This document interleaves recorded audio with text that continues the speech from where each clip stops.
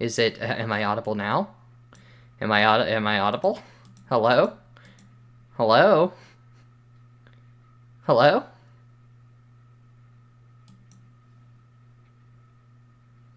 How am I muted?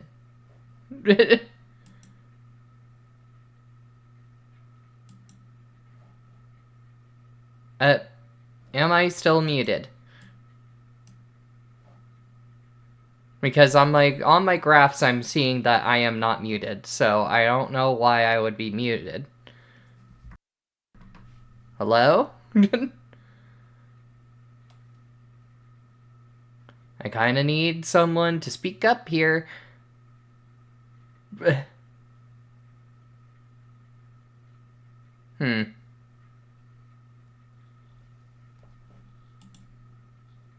I'm speaking.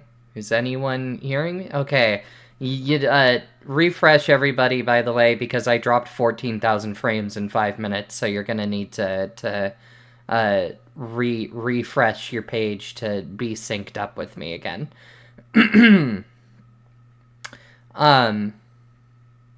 Anyway, what I was saying is like, oh, I'm a Homestuck fan. Crazy. I don't know why I was muted just there. My fucking audio mixer is showing that I am talking. So I don't know why I would be muted. That's weird. I gotta figure that stuff out. I don't know how audio tracks work. Anyway.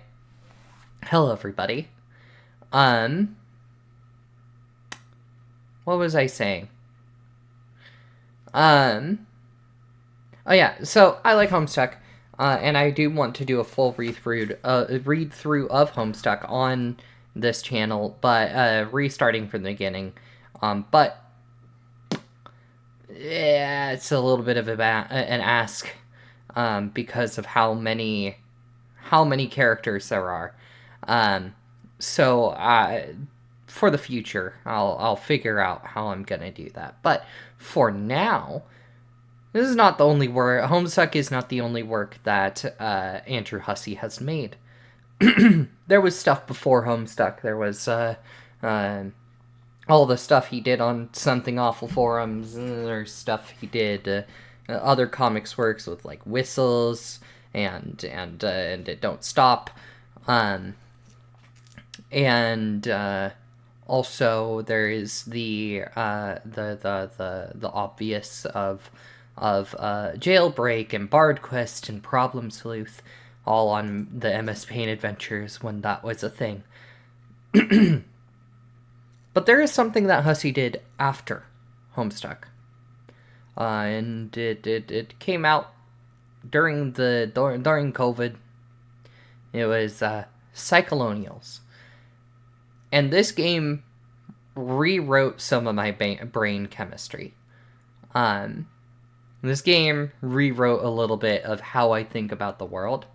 Obviously, I am already. Hi, I'm queer. Let me be queer. I'm not straight. I'm not cis straight. So there's some stuff in here where it's like, oh yeah, obviously, but like, this game made me rethink how I interpret gender, and we'll get into that eventually. Also, just kind of like very evocative in terms of like visual storytelling, visual like whatever. This is a visual novel, and it is a very very bare bones simplified visual novel, but it is very evocative. It's very a lot of stuff that I already agreed with, but framed in a different light, and it's just, yeah. Anyway, I don't know how to really talk about this game other than everyone needs to experience it. I think that everyone needs to experience Homestuck too, obviously, because I'm a big Homestuck fan, and I think it is very important as like a historical piece of media. Also, it's like my favorite thing. But Psycholonials has broken my brain a little bit, and I think that's great. Now, luckily for me, there's only like 2 characters. There's only like 2 consistent characters across this whole thing, so it's a nice and easy read for me. This will probably be 2, maybe 3 streams, but yeah. That said, I don't think I should beat around the bush anymore. I think it's time to read Psycholonials. This story is not suitable for minors. This is true. This is an adult story with adult topics. Please do be aware of content warnings. It is very, very much. Please don't ignore them. They are real. Psycholonials.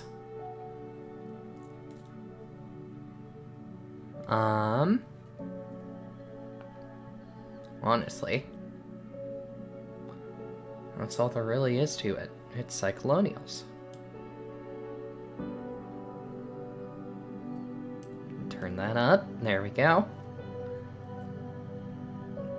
Let's start.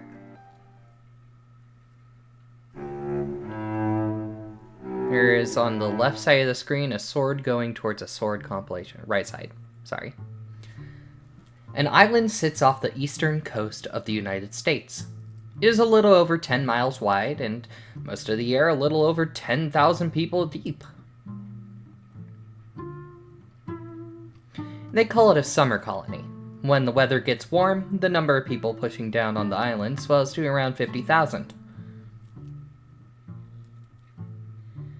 The town here shares its name with the island. You live here. You're one of the residents pushing down on this place year-round.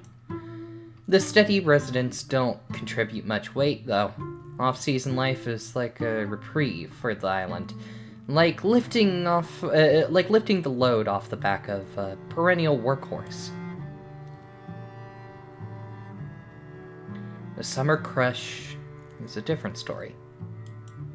100,000 feet at once give you the impression the seasonal colonists have all conspired to shove this charming New England rock back into the ocean.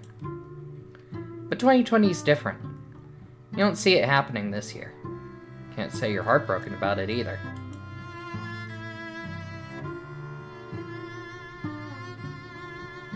Your name is Zen.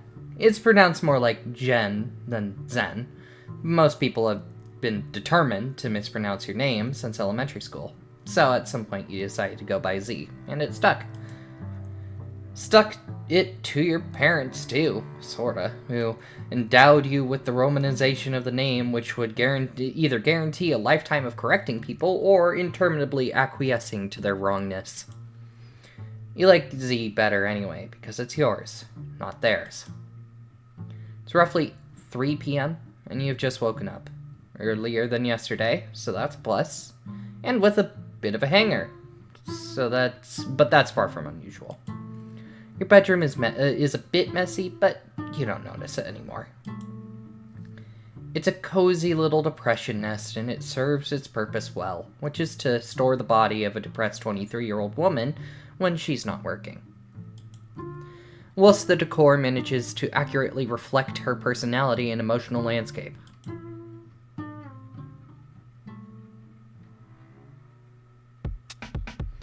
Ordinarily, you'd reach for your smartphone before getting out of bed and whittle away the first hour of your day, scrolling through the timelines of your various accounts. But for whatever reason, today feels a little different. You stand up to stretch your legs and have a look around to reacquaint yourself with the artifacts of your life, which have achieved invisibility through familiarity. You've had this exact arrangement of posters taped to your wall since you moved here. Before that, actually. These posters were on the wall of your dorm in college in this exact pattern. When the time came to make your desperate getaway from campus, you ripped it all off your wall in one big taped together mass, rolled it all up, and hit the road. Then, when you got here, you simply unrolled it and put it back up. Why mess with it? This particular hodgepodge of pop cultural nonsense says as much about yourself as you ever care to say using the wall. Maybe it's a consequence of the media you consumed that made you feel this way, but you've always believed you can tell a lot about a person by studying the things they used to like. In fact, you might even go as far as saying, in this era, an individual's personality isn't much more than a composite of all the media they've ever consumed and their favorite stuff in particular.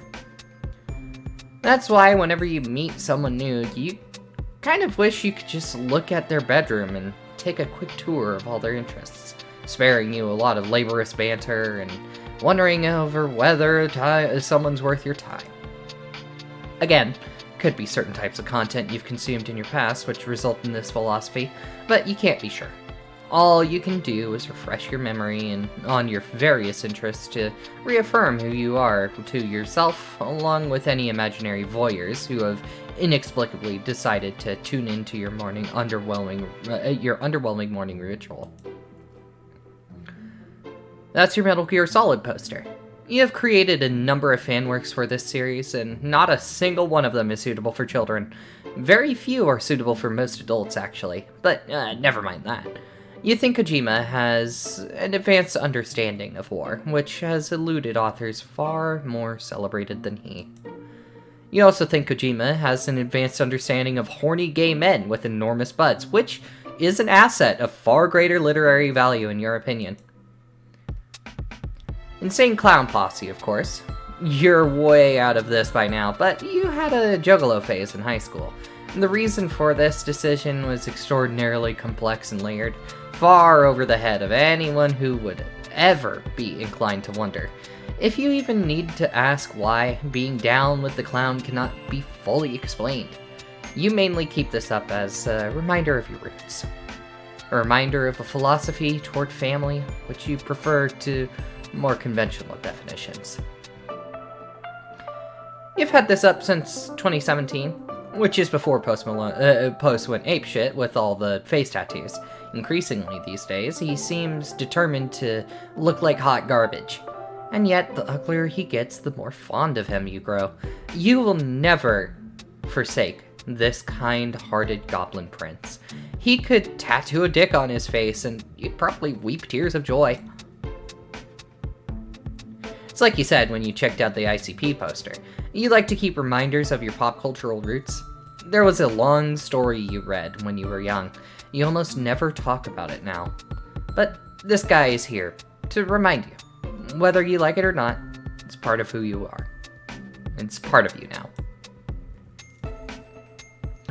calendar marks the days for your shifts at a local restaurant, where you work as a waitress. The page is set to February 2020, but this is wrong.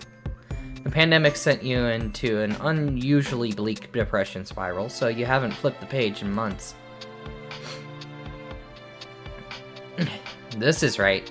The date is April 20th, 2020. You'd guess you labeled a lot of these months in advance at the beginning of the year when you were in higher spirits. A week ago was a day relevant to a childhood interest, so you facetiously drew a little doodle to commemorate. And today, of course, is Weed Day. Not that you actually smoke weed. Mostly on account of being too lazy to bother acquiring any, but that doesn't mean the annual milestone shouldn't be solemnly honored with the gravity of a religious holiday. As you stare at the calendar, you mostly just can't believe it's almost May already. Has it really been that long since you went to work? You guess that must be right. Early March was the last day of the restaurant was open, and you've been holed up here ever since without pay. You've gotten by borrowing money from your friend Abby, who has also been shut in since the outbreak began. Not seeing her in months, not seeing anyone really, has had a very negative effect on your mental health. Probably the biggest reason you've been waking up so late these days. There's a ton of computer equipment here, lying dormant. It hasn't been powered up in years, actually. Doing so would probably remind you of your college traumas. Sometimes you wonder if it will ever turn on again. That's probably for the best. Your hacking days are behind you. A lot of those old projects you were working on could have gotten you into some serious trouble. These days, it's all about cultivating your brand, although it hasn't been going that well.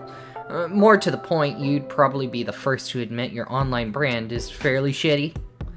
But one has to start somewhere. Rebuilding a social media presence after a series of psychologically devastating catastrophes doesn't happen overnight. Hi, Cal. How's it going? On the floor is a printout of your manifesto. You wrote this a few years ago before your life melted down. It began as an ironic exercise, but the more you wrote, the less ironic it became. You completed it just before the series of calamitous events leading to the aforementioned meltdown. You doubt this is a total coincidence, since, as Abby likes to point out, only crazy people write manifestos, which is more than a little hypocritical since she's been actively writing one herself. Still, hers is pretty light reading, and revolves around her secret RPF shipping theories, whereas the Jubilite Manifesto is an incendiary piece of left-wing literature that happens to revolve around unrepentant clownery. She's probably right to say it's for the best you never pick this thing up again. Your stroll down Special Interest Lane has delayed the inevitable long enough. Time to get pulled into the vortex of your traditional wake-up scrolling binge. The timelines, the threads, the feeds, the comments, they won't brainlessly ogle themselves. You pause to admire your lock screen. It's a more recent pic of your boy, Post, complete with all of his most recent utterly grotesque tattoos. The man is looking like like fresh hell. Your heart palpitates and you feel momentarily nauseous. But you regain your composure long enough to unlock your phone. Your phone unlocks. There's your background. It's a gratuitously pornographic piece of fan art depicting two muscular homosexual soldiers caught in the throes of passion. You keep this one as your unlock screen so that prying eyes in public don't get a gander of material which some may find inappropriate. That's so fair, Cal. Doing job application stuff. I really should. I get it. Anyway, Metal Gear Solid Yaoi on the page. Smiles. But as your wise-ass friend has pointed out, the Malone lock screen is arguably more indecent to flash in public. But enough dithering over your gallery of obscene mails. Time to check your accounts. Oops. It's Metal Gear Solid porn. It's obvious. Obviously Metal Gear Solid porn. Right over the dick, exactly.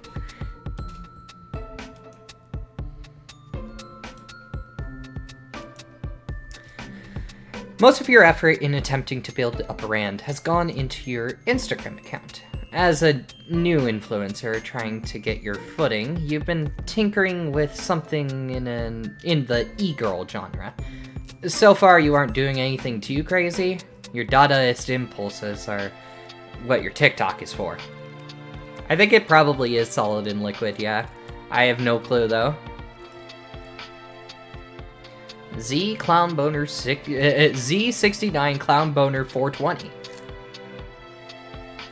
She there. Here, it's mostly a bunch of tame, silly shots of you posing around the island. The boys love it when you go to the beach for some reason.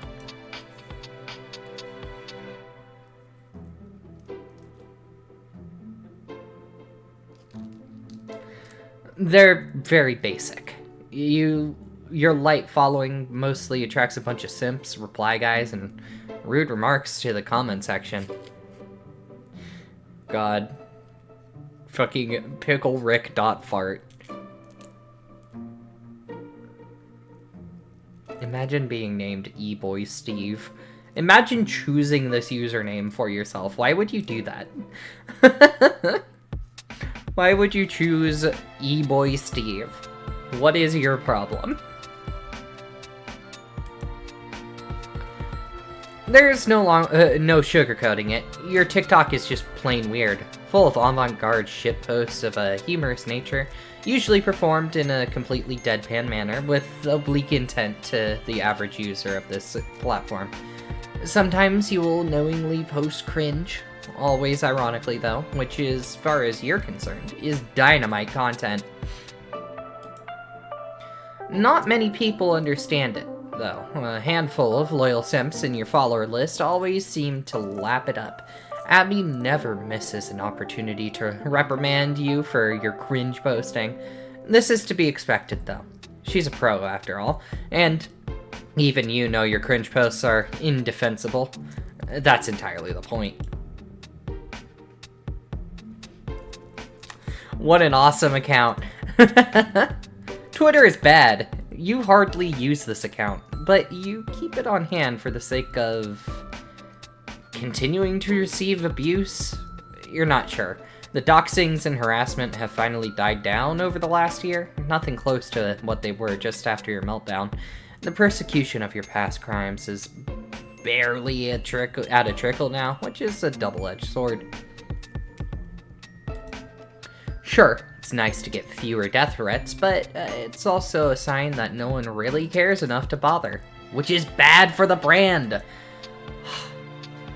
It's been a few days since you posted any content. The fans are getting restless. Well, not really, but they are restless in your anxious imagination. You are just shy of 1,000 followers. Maybe a new post will push it over the edge. Of course, you understand the crowd isn't that eager for more content. You know, it's a common affliction among aspiring influencers, the need to keep pushing content out of fear their followers will get bored.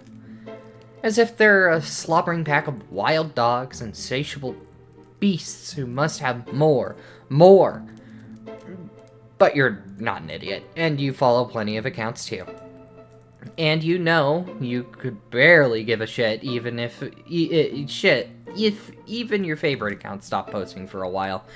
They can chill if they want. It simply would not affect your life. Your posting habits are more a matter of personal ethos. If you want to build a brand, the content must flow, and so you shall make it flow. But what to post? This is always the burning question. You fire up TikTok because that's where the shitposts go, and God knows you don't have the energy for assembling a respectable e-girl fit or fixing up your makeup. You try to think of more funny, deadpan nonsense you can bullshit your way through while lying in bed. Well, not before fixing yourself up a little. Christ, you look like a hell. You fix your hair a bit. No, it's still bad. Ugh. You know what? Fuck it. You're just going to use an absurd filter and crank up the irony dial all the way up. Looking more and more like it's gonna be a cringe post Monday. You start babbling incoherently, and you even turned on a voice filter to maximize the cringe factor. What are you even saying? You have no idea where this is going. You play it back and yikes! It's hard to even get through the whole thing. It's dealing massive amounts of psychic damage. Perfect, actually. This is what you're going for. Let the simps grit their teeth through every second of this monstrosity and thank you for it. Truth be told, this is the caliber of content they deserve. Yep, the reply guys are lining up to kiss your ass as always. The usual suspects every time. A little entourage of loyal and lascivious hype men. It's sort of adorable and disgusting to you simultaneously. God, Sir Soy. God.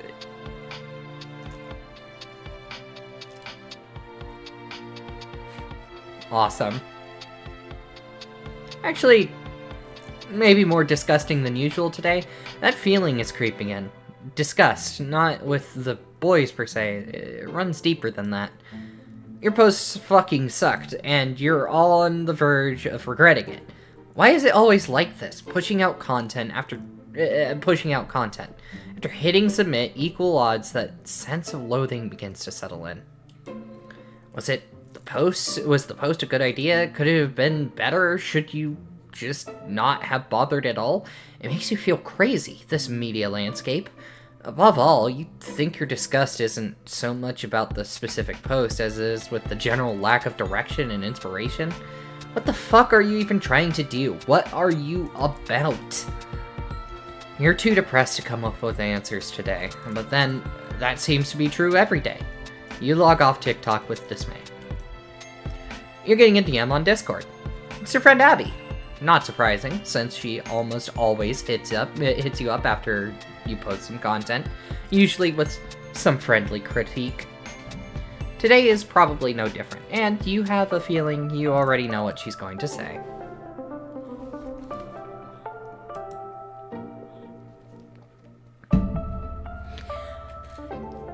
Isn't it a bit early in the day to be sad posting cringe? You usually have the courtesy to wait until I'm sound asleep and you're drunk off your ass. Fuck off, I know it's cringe. So this is what it's come to. Your brand is an ironic cringe poster is congealing before my eyes. I guess. It's hard to come up with, ideas for shit.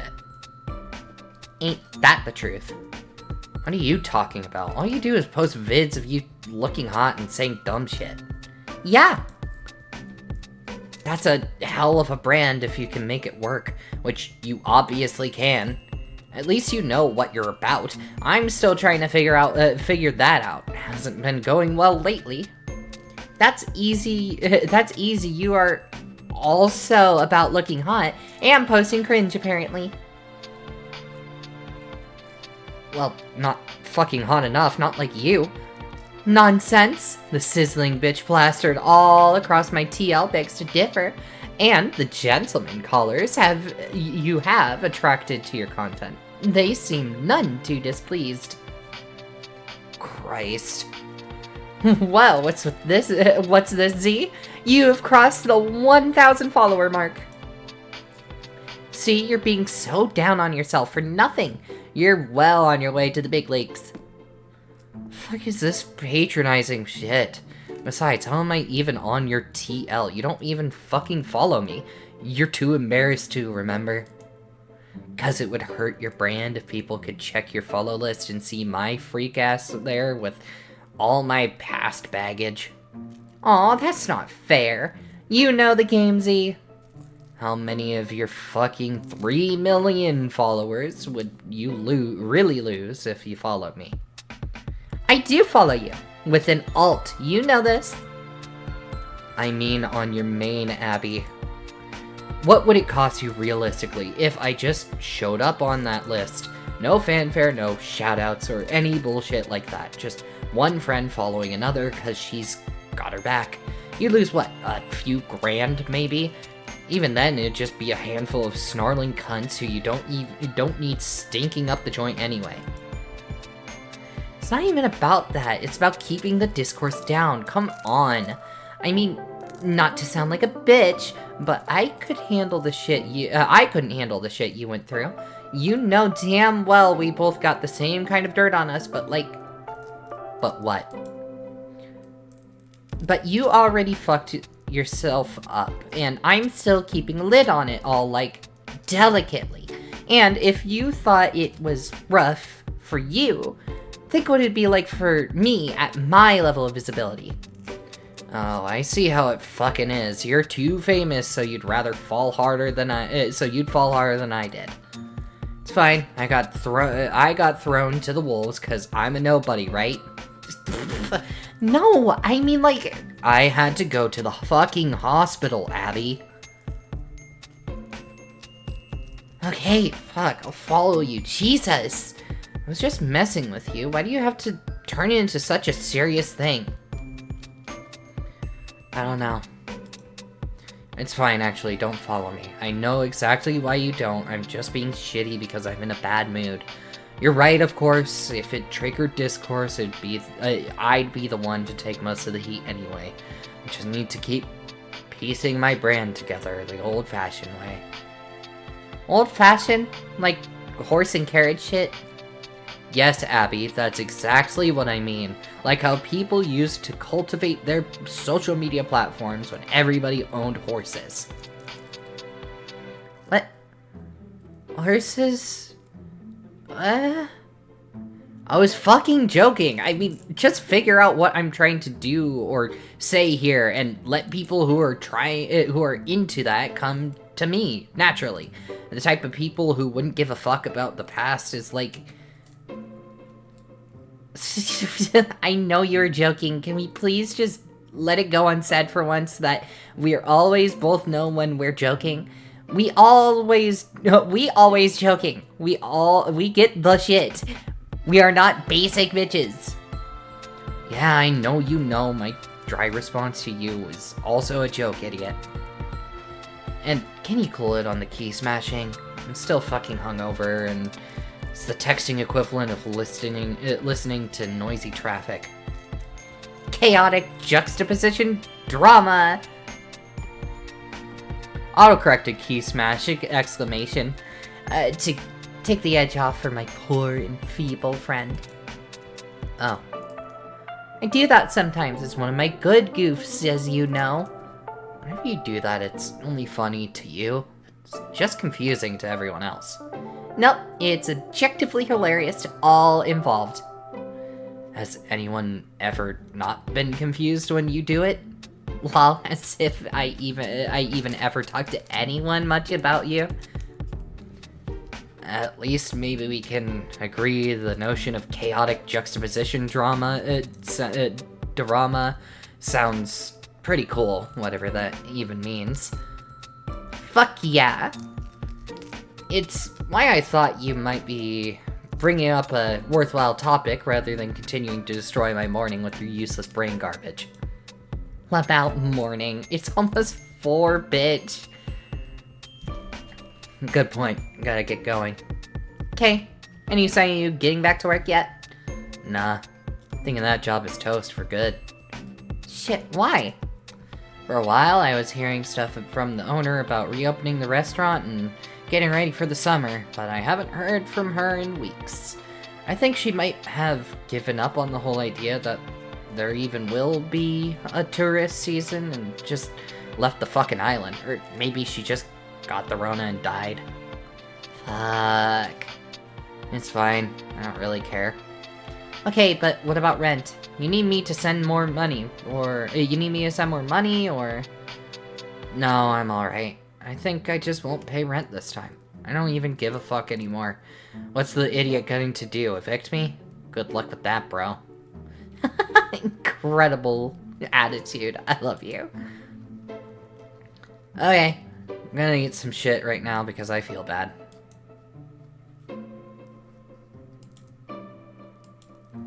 You head to the kitchen, which isn't in much better shape than your bedroom.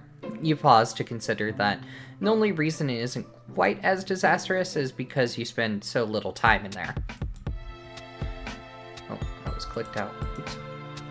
You make occasional trips to peruse your scant supply of food or your copious supply of alcohol. Then, more often than not, it's right back to bed. The fridge is a total wasteland. It's hard to get out for grocery shopping. Sheltering in place has warped your lifestyle beyond recognition.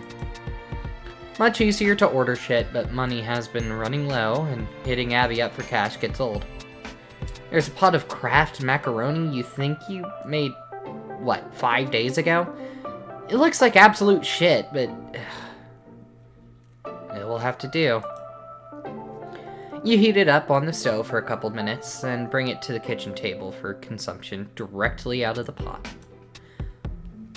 You make a mental note that this depression meal life hack could make for some decent ironic TikTok content. No, need some work. First you would heat up the week-old macaroni. Then, to save time, you transport the pot outside and put the entire thing directly in the garbage can. Then you save even more time, you curl up in a nearby bush and patiently wait to pass away. Yeah, that sounds better. Not today, though, because you already shot your TikTok shot. On second thought, the idea barely even counts as a joke. Realistically, this meal belongs nowhere except the dumpster. The macaroni is practically inedible. You force a few more mouthfuls just for the sake of preventing some of your internal organs from shutting down due to malnutrition and put it aside. What next? Oh yeah, might as well get an early start. This bottle of whiskey is already open anyway. That's because it's the same bottle you opened yesterday. Now that breakfast is over, it's time for phase 2 of kicking the day into gear. Keeping yourself alive is hard work. Making such a healthy breakfast every morning is really taxing, and it takes a lot out of you. A couple spoons, as the emotionally brittle millennials like to call them.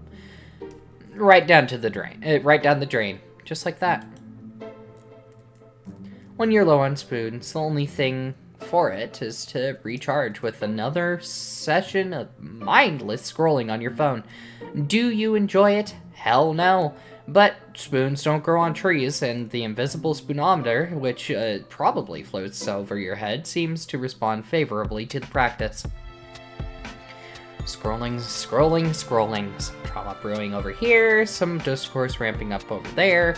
Fuck these people. Absolutely fuck every single one of them and their infantile shit they argue over. Trump did what now? Who fucking cares? Democracy's over, moving on. Wait, what's this? Another senile rapist is challenging him for the presidency? Be still your beating heart! Your attention turns to the comments of your posts to the comments your posts have been racking up. Even on old posts, there's still always a few replies to check out for a laugh. Candace Schmandis. Lamau, do any of you disgusting sycophants even know who this bitch is? Do you know what she did? I'm going to assume that if you're willing to follow this cunt, it's only on account of ignorance, but if you continue to follow her after you see all of the receipts, then I can only assume you're... Who's this bitch talking shit in your mentions? Oh no. Chill runs down your spine.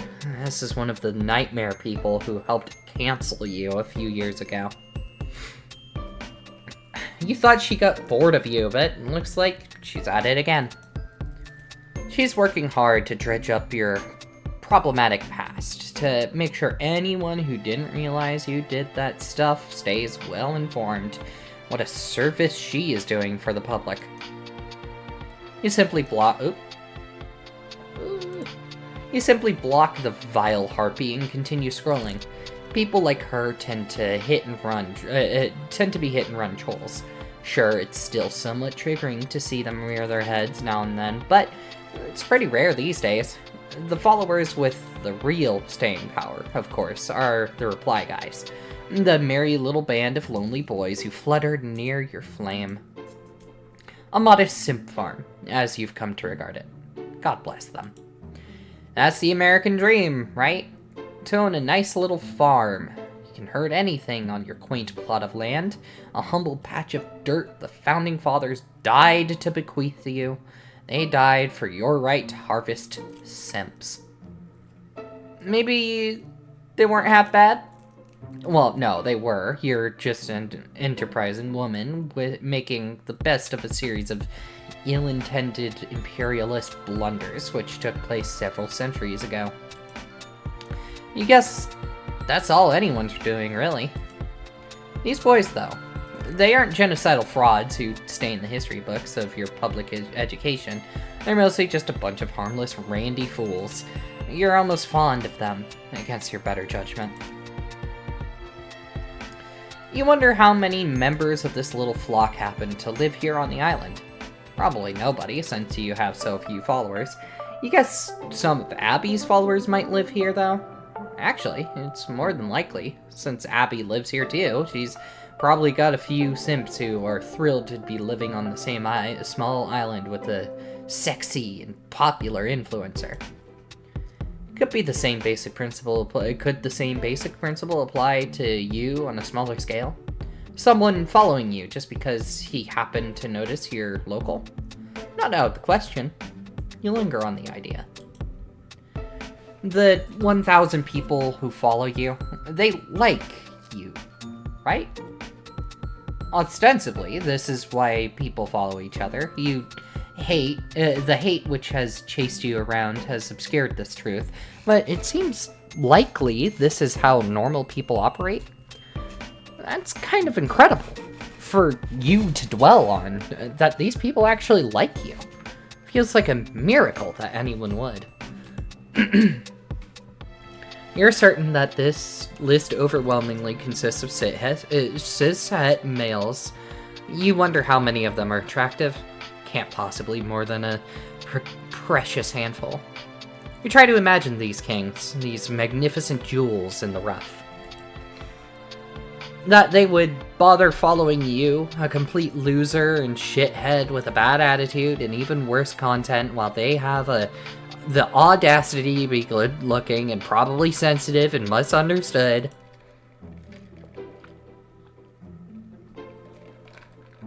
You realize you're getting drunk enough to wonder if it's a good idea to reach out to to your followers through a story post to see if anyone's nearby. Actually, that is not true. You don't wonder if it's a good idea. You're perfectly aware that it isn't. What you mean is you're getting drunk enough to know it's a bad idea, but do it anyway. Why waste another second bullshitting yourself about it? You know you're going to end up caving to yourself in the mental debate. So you cut to the chase and just do it. You prepare a cunning thirst trap and post it to your story. You check your DMs, and within minutes you collect about a dozen messages, all from the usual simpy suspects. Guys you were expecting a reply from, no matter where they live. Really predictable shit going on here. If any of my followers live on this piece of shit island, hit me up. Something about this dude's face and demeanor pisses you off for some reason. You can't put your finger on it. So you block him. Most of these replies are completely useless. He's in Brazil and visiting as soon as he can. Hang on. One guy here says he's from Brookline, Massachusetts, which that's not far off actually. There's something to work with here. Much depends on how invested this guy is. Maybe you could rope him into coming to the island soon. Ferry schedules vary throughout the year, but there's practically always one departing from Hyannis, which is probably about an hour's drive from Brookline. Maybe he could even make the trip today if his desperation level is high enough. But then, it all depends on whether he's worth bothering with, doesn't it? It's quite a puzzle, thinking about the factors in play. If he's hot enough, his desperation index could be very low. It might be like pulling teeth getting him down here, which would kill the impulsive allure of this dumb shit stunt. But if he's a ghoul, you could probably get him to swim here. But then, if that's the case, why would you go to such lengths to debase yourself like this? Why indeed? It's a internally rhetorical question. Of course you would. Your thoughts turn again to your idol, dear, sweet Post. A complete swamp goblin of a man. And yet, if he were in your kitchen right now, you would have no doubt you'd ravage the poor fellow. He would probably be afraid of you. It would be better if he were afraid of you. Your secret wish is that one day you hope to strike sexual intimidation into the heart of an American singer-songwriter, rapper, record producer, and actor known for his introspective songwriting and laconic vocal style.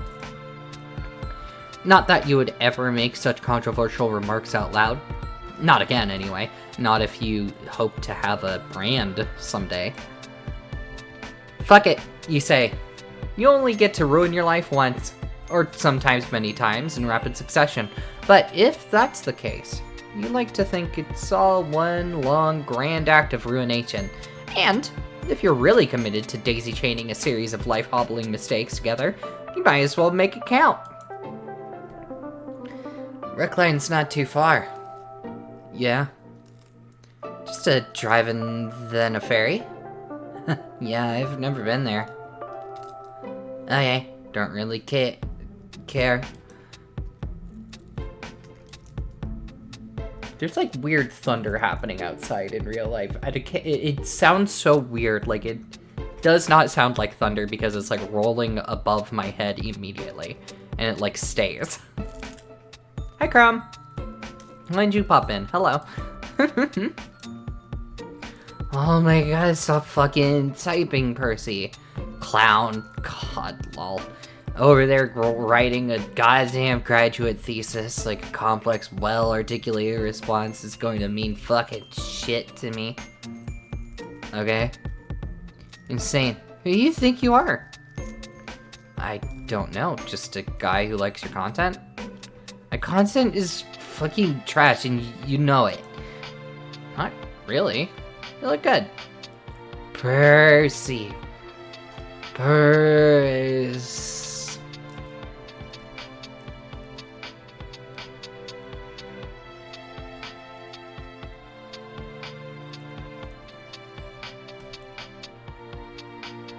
You only have to do, like, you only have to be around for, like, a few minutes for Twitch to understand that you're watching. Some name sounds like the name of a cuck. Not really getting this. Do you really mean all these insults, or is this part of a... Is this what you're into? Jesus Christ, Percy. Shut the fuck up. I still have no idea if this is a good idea or if you're wasting my fucking time. Alright. I'm going to choose to not take any of this personally, since you can't possibly know enough about me to form meaningfully negative opinions. Holy fucking shit, we got a lady killer over here. Percy, I am flying through the panties. They just keep getting soaked due to your Morris repartee. Wow. Morin, can you just send me a pic already? Oh, yeah, hang on. This selfie's so corny as fuck. Fail. Bad. Sorry? Those ellipses you put before sorry are also corny. Don't get cute with me. Like, fuck, I'm not getting it. Do you think you're useful or whatever? Or charming? Like, you don't matter. You're little idiosyncrasies and quirks of personality do not matter. Take off your fucking shirt.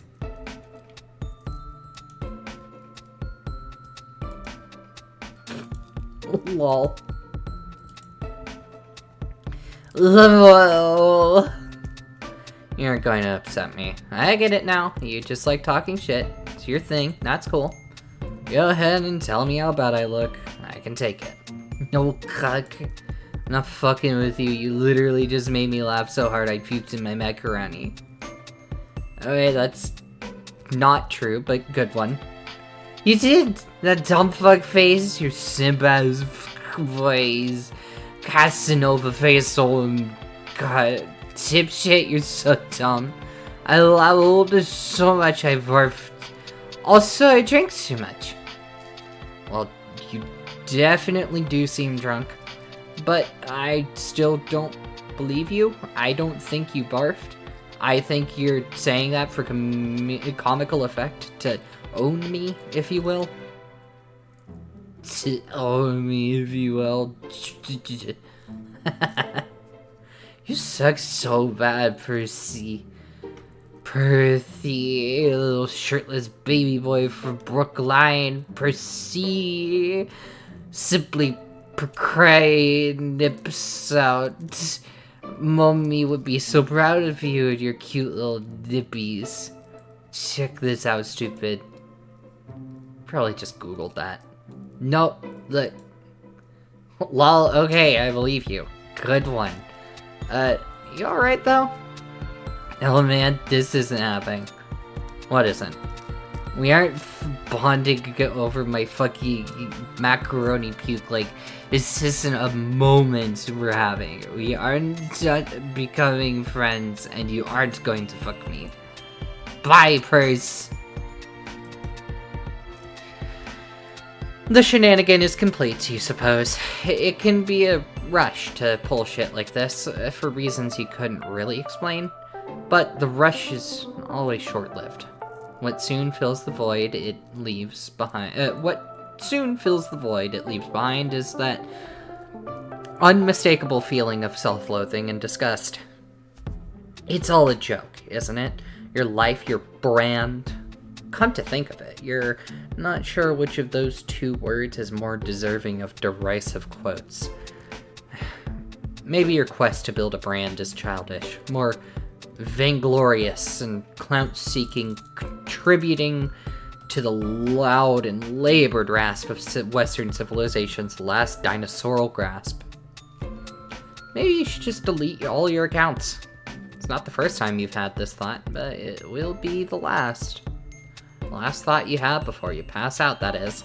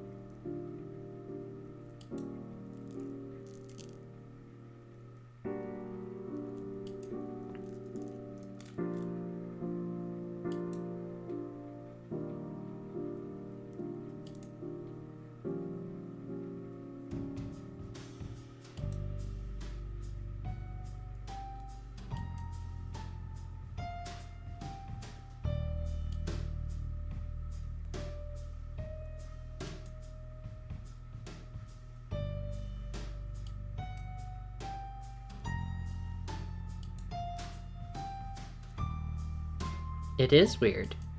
Smiles.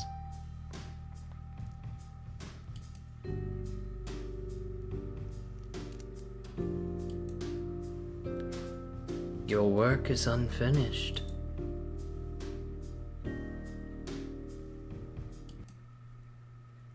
The hell was that? Was a hell of a dream. You haven't had one like that in years. Not since all that terrible stuff was happening in your life. Not since your dad was sick and you were deliriously hammering away at your manifesto. So it's not surprising the dream included both. You hate dreaming about him. You always with the body horror shit. And then at the end, the strange man floating in space, the ephemeral muse himself. Could he really be back? Wait, what time is it? Oh god, it's dark. How long did you black out? Looks like Abby's already tried messaging you a couple times. Your head hurts, and your mouth still tastes like cheese-flavored barf. Wow, you look like fucking shit. Thanks. Everything okay?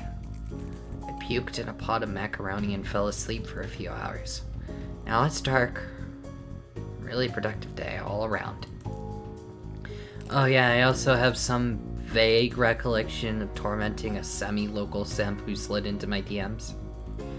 Oh, slid? I saw your thirst trap, fool.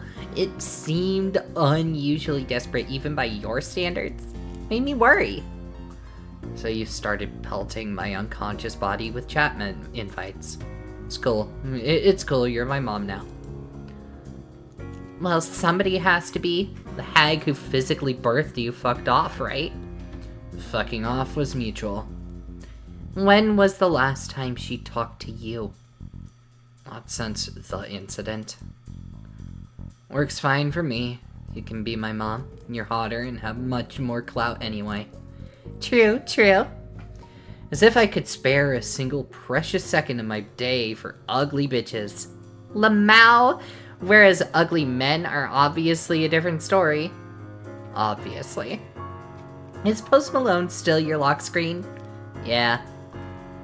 Got that shit all backwards. The nasty not safe for work art should be your lock screen, and Post should be at the unlock. It's so much more embarrassing and obscene if anybody catches you with in public with Post on your phone. So you've said. You're right, of course, but I don't give a shit. I love him.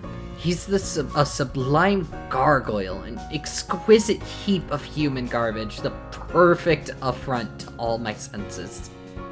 Your taste is so bad. You're completely unfathomable. It's like you need 0 or a 10, and that's it. Anything in between, you're like contemptuously asexual. Not inaccurate. What about this simp you were toying with? How'd he look? Average. A little below, maybe. Real uncanny valley stuff. Total standard reply boy fare. He might have been nice, though. I don't remember. Well, they're always nice. Doesn't mean shit. I know. You said he's local? You going anywhere with this, or pulling the plug? The latter, I'm sure. Maybe you should modify your standards a bit and reel him in. We're in a fucking quarantine lockdown, Abby. So, this thing is all kinda overblown. We aren't supposed to go to concerts and shit and get sneezed on by huge groups of people or whatever. I don't see much harm in hanging out with a few people on an individual basis from time to time. And by this I assume you mean... What you think I haven't been keeping myself entertained? I still have people over all the time. Pretty dumb shit, Abs. What, you surprised? To hear you're still an atrocious slut? Not at all. But your parents are supposed to be the ones who claimed by the boomer remover, not you. You can't just die off before you take all their money. Please don't do that to me. I'll be fine. I'll get a little cough. That's it. Big deal. Oh, wait. Maybe then I can infect them?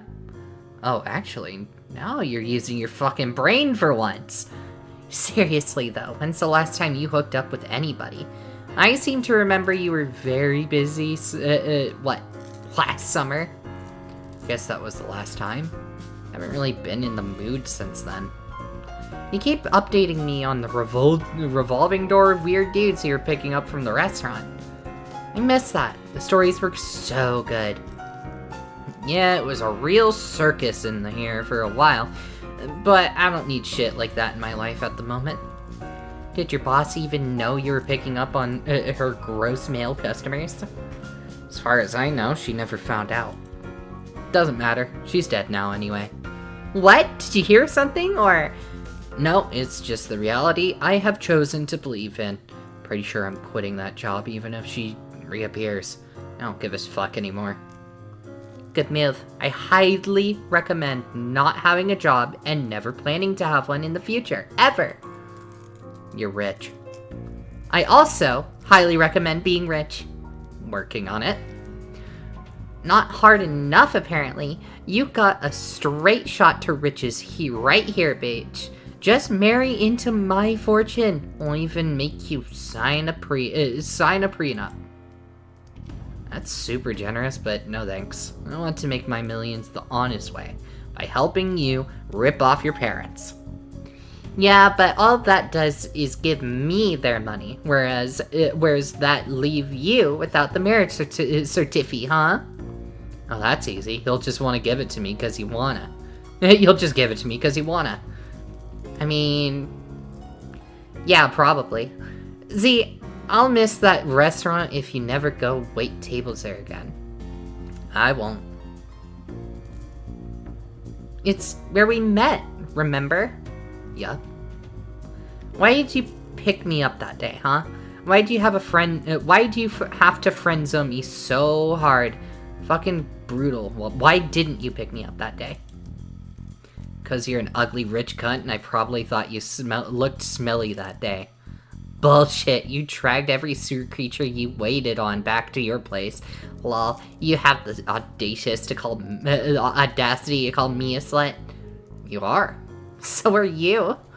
I'm really not a slut per se, so much as a person with an especially punitive set of self-harming patterns. Well, if you hate yourself so much, why not, self-harm a bit with me sometime? Because I'm a filthy homophobe. This is a matter of public record, remember? Oh, no, you're not. I sure am. I hate gays. No, you don't. Well, you're gay and I hate you. I'm not even gay. You're gay enough. Don't erase my bisexuality. I'll erase whatever the fuck I want. Wow, I like it. If we ever actually slept together, I'd fucking annihilate your bisexuality. You'd become a permanent lesbian. Wow! Z. This is getting out of hand. This will never happen, Abby. I am deeply committed to being a problematically homophobic, heterosexual piece of shit who sometimes enjoys the company of ambiguously reptilian men. Besides, you're my mom, remember? Oh yeah. Can't exactly fuck my mom now, can I? I'm deep enough into cancellation purgatory as it is. Yeah, I would never do that to you. As my daughter, you are my responsibility. Hey, seeing as that we are now clearly no longer care about quarantine, so that I can catch this disease ASAP and kill my parents, why don't you come over tonight? I can cook you something. I can cook something for you. Probably something better than macaroni barf. I don't know. Come on. My place is huge and expensive and extremely empty. Doesn't that sound better than wallowing in your nasty little depression cave? I guess. Maybe we could snap some content by the beach tomorrow. You know how the Simps always love the beach shit. Yeah, but I don't think I'll be putting out content like that anymore.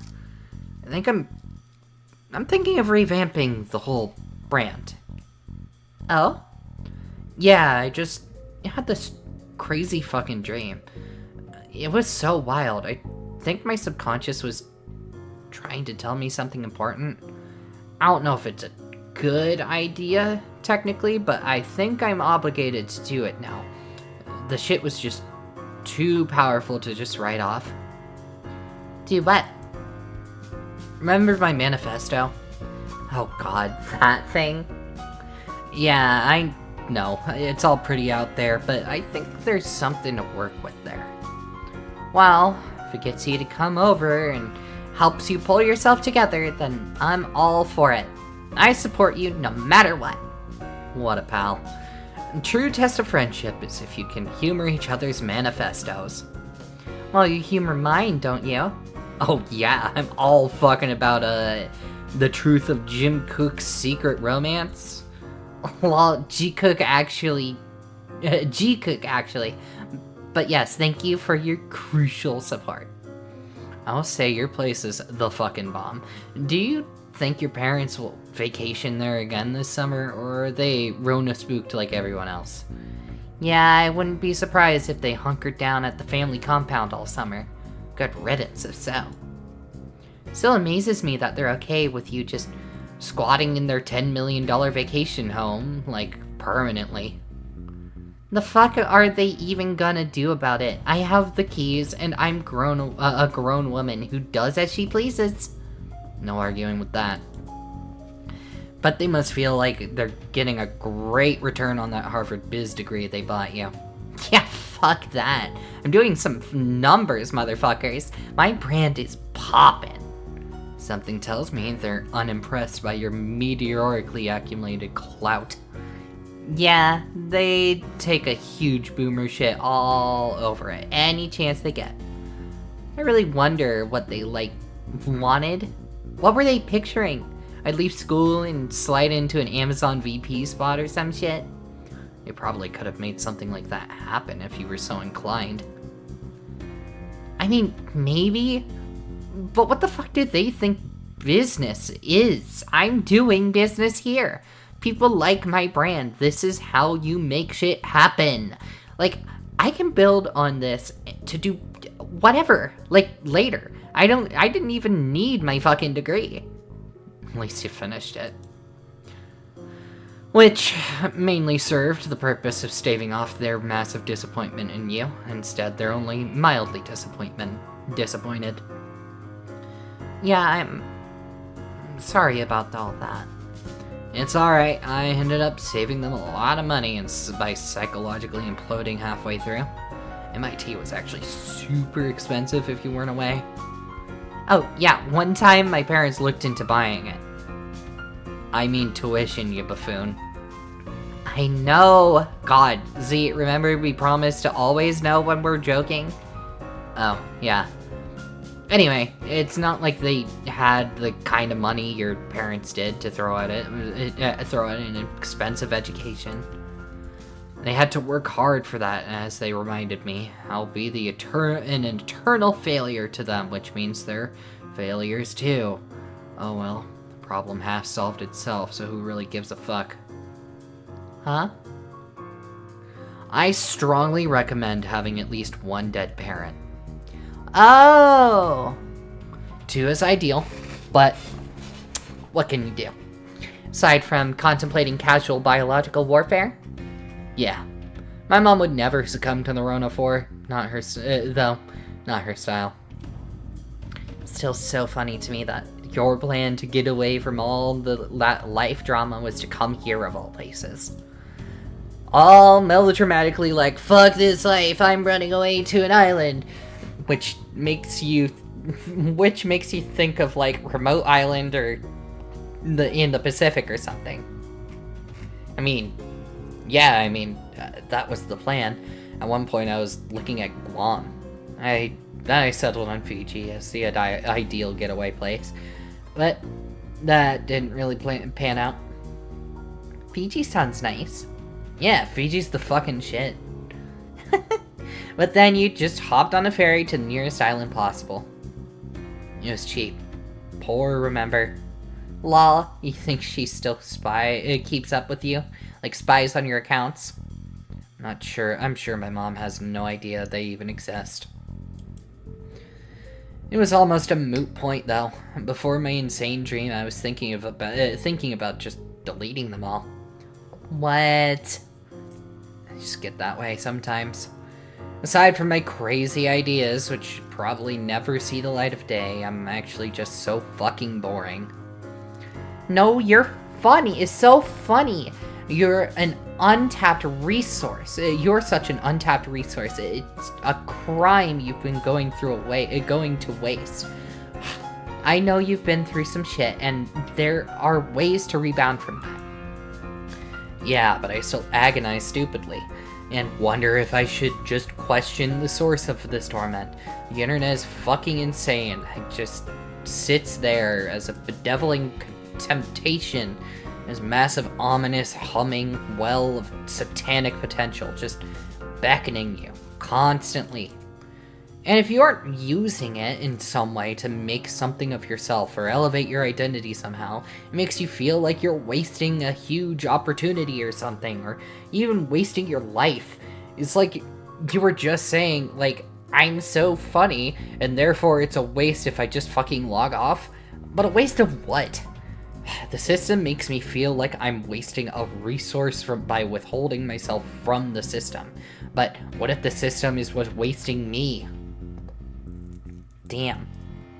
So maybe I should listen to the sane voice in my head instead of the insane ones. Like, forget that weird dream, just delete all this shit and try to get my life together in a more normal way. That's all totally fair. I hear you, but even if you wanted to go full normie, it's not like society is even functioning normally now anyway. God damn it, yeah, you're right. I'm not trying to invalidate you here, just saying, like, wait, hang on. Before you decide on anything, I want to show you something.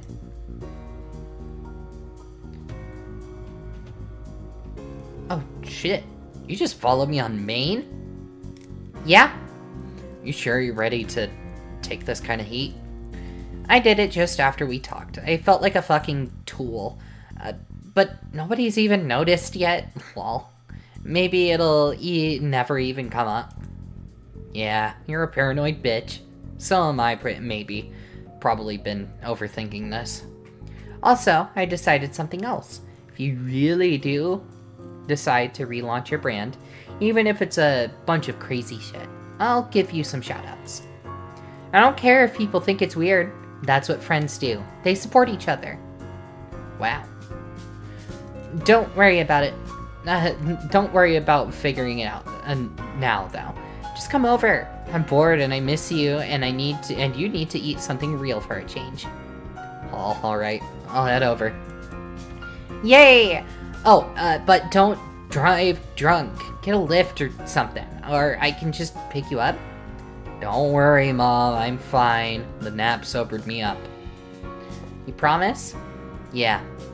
Okay, heading out now. You kill the video chat. It leaves a loud silence behind. Maybe it's the sound of the ominously humming well of satanic potential you just described to your friend. A sound you can hear all the time, but only now are you paying close attention to. Everything you said to her was true, of course. You believe it with every fiber of your being. The internet is evil. You have always known this. And the louder the silence gets, the more you begin to wonder if it's the only thing you've ever truly believed with any real passion. Aside from all of this, of course. Okay, alright, maybe you aren't as sober as you led Abby to believe. Still, you should be good to drive. You grab your manifesto. You'll need to spend a few days brushing up on the material if you're serious about this, which you're still not sure if you are yet, but it won't hurt to bring it along and start reading. As you exit your apartment, you can't shake the feeling that everything is about to change. Maybe it's the fact that you haven't been out in a long time, but leaving your depression nest tonight carries an uncanny feeling of stepping into the unknown. You're glad you took your manifesto, if only because leaving empty-handed would make you feel vulnerable. As it stands, you suppose this is the closest thing to a weapon you've ever had.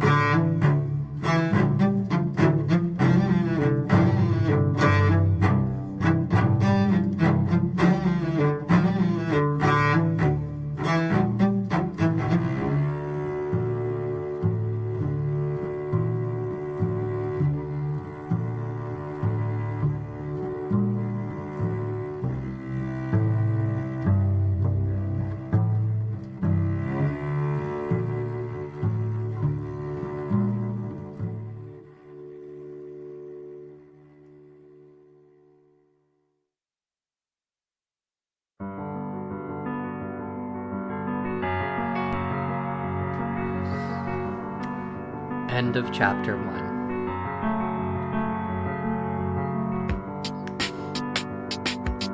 That was the moment when I realized what Psycholonials was going to do to me. The sudden escalation right there at the end of chapter 1 is when I realized, oh fuck. This is something special. This is something interesting. They are doing something. And I can't wait to see what they did. I love Psycholonials, dude. I think after reading Psycholonials is when I realized that my favorite author, is Andrew Hussey. I don't read, I have, like, a lot of my reading consists of essays rather than books, and most of the books I read are comic, which is, is comics, which is still reading, and also, but, like, reading through Psycholonials is what made me realize that, I do have a favorite author. I really do.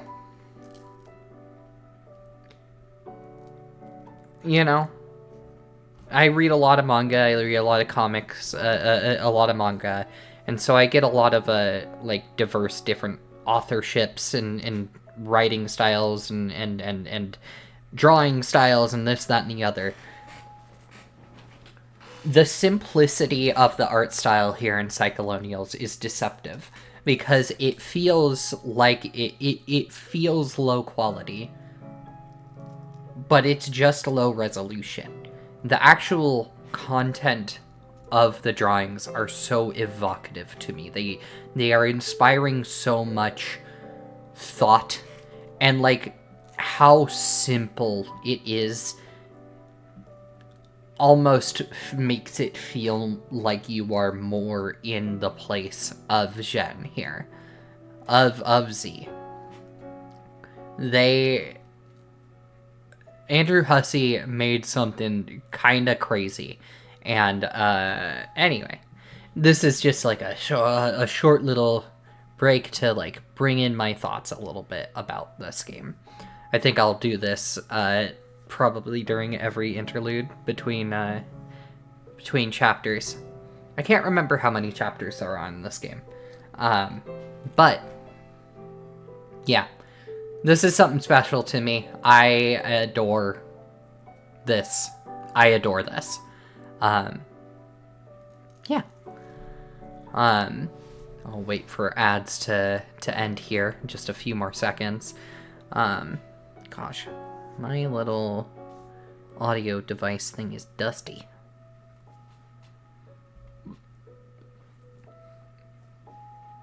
Welcome back from ads, everybody. I hope you like so far.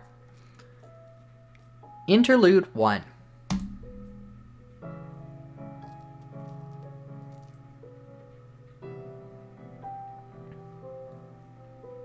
So you just killed a cop and dumped his car into the ocean. Nice going, genius. The cold hand of justice will soon close around your throat. It will close around your throat soon enough. Whatever it is that justice even means these days.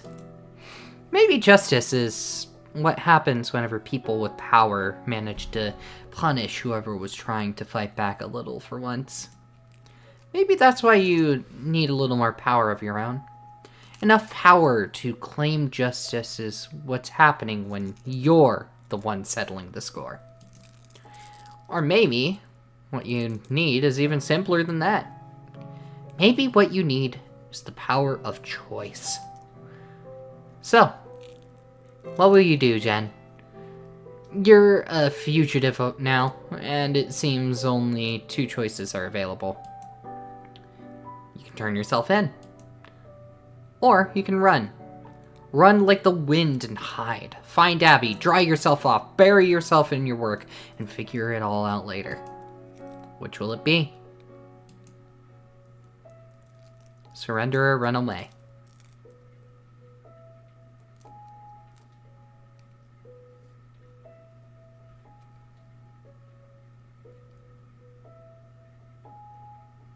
You gotta keep going. Lol, sorry, I should have mentioned.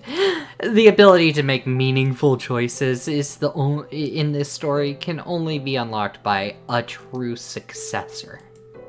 Unfortunately, that's not you. Not quite yet, at least. Don't worry, though. I'll check in again later when you've made a little more headway with this mess you've gotten yourself into. Till then, do whatever comes naturally, I guess. I'm sure it'll all work out. Lamau. Mysterious voice. Chapter 2 of 9. Okay, it's 9 chapters, I forgot.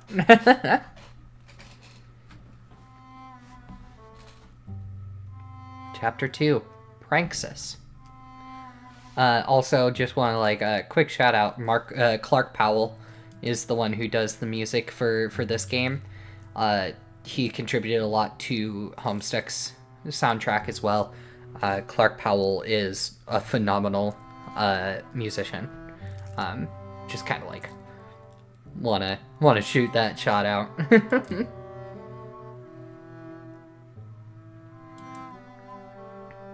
You stand soaked and freezing, alone at the steamboat wharf at night. You just checked Uber, and no drivers are currently available, which you could have guessed might be the case at this hour during the pandemic. Maybe you didn't fully think this plan through. No, you shouldn't second guess what you did just because some momentary sogginess. You review the facts. A nasty cop fired a bullet at an unarmed drunk girl who just crashed into a tree. The bullet missed, but traveled directly through her painstakingly written manifesto, which really might as well have been like taking a bullet straight through the heart.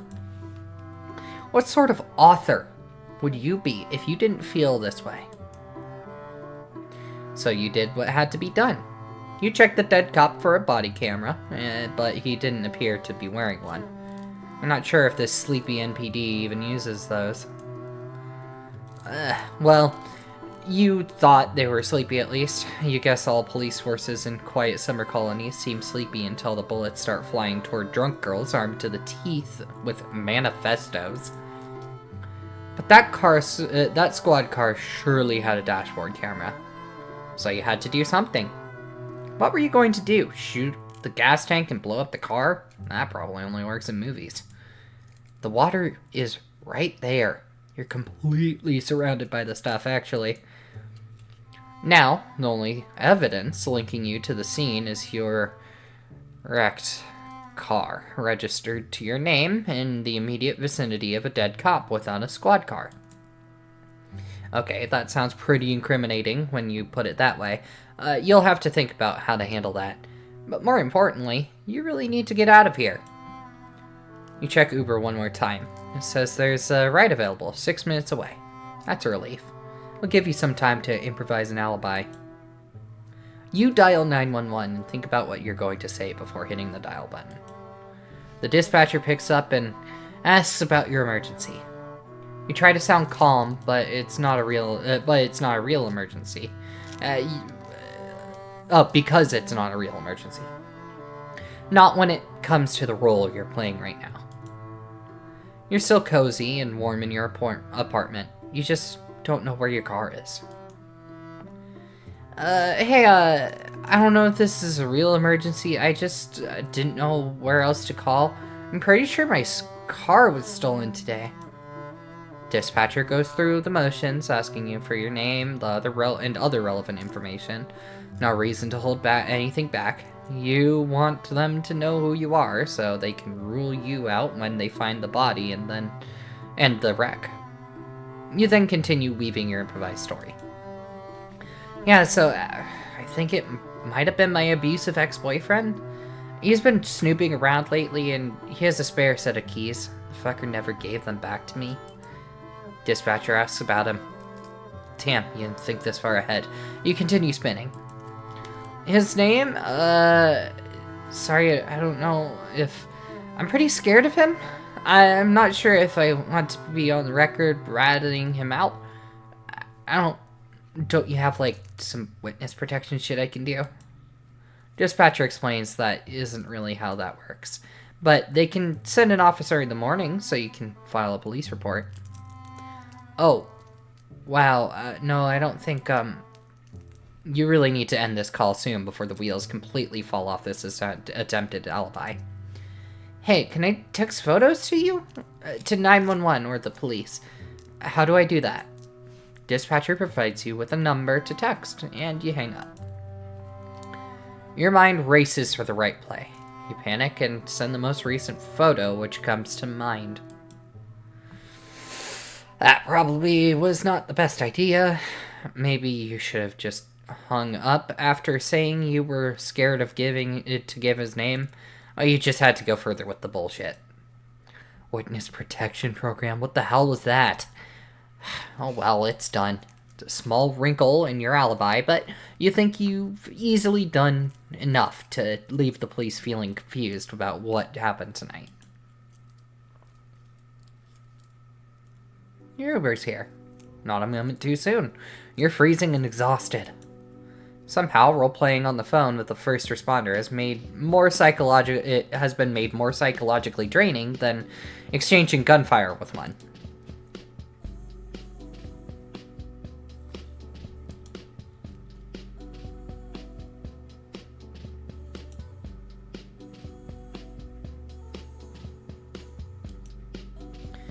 Well, I can't believe you actually came.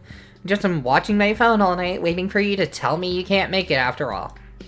Get in here. There's plenty to eat. I made... Z, are you okay? Why are you so wet? You look soaked. Oh, yeah, I fell in a puddle on the way over.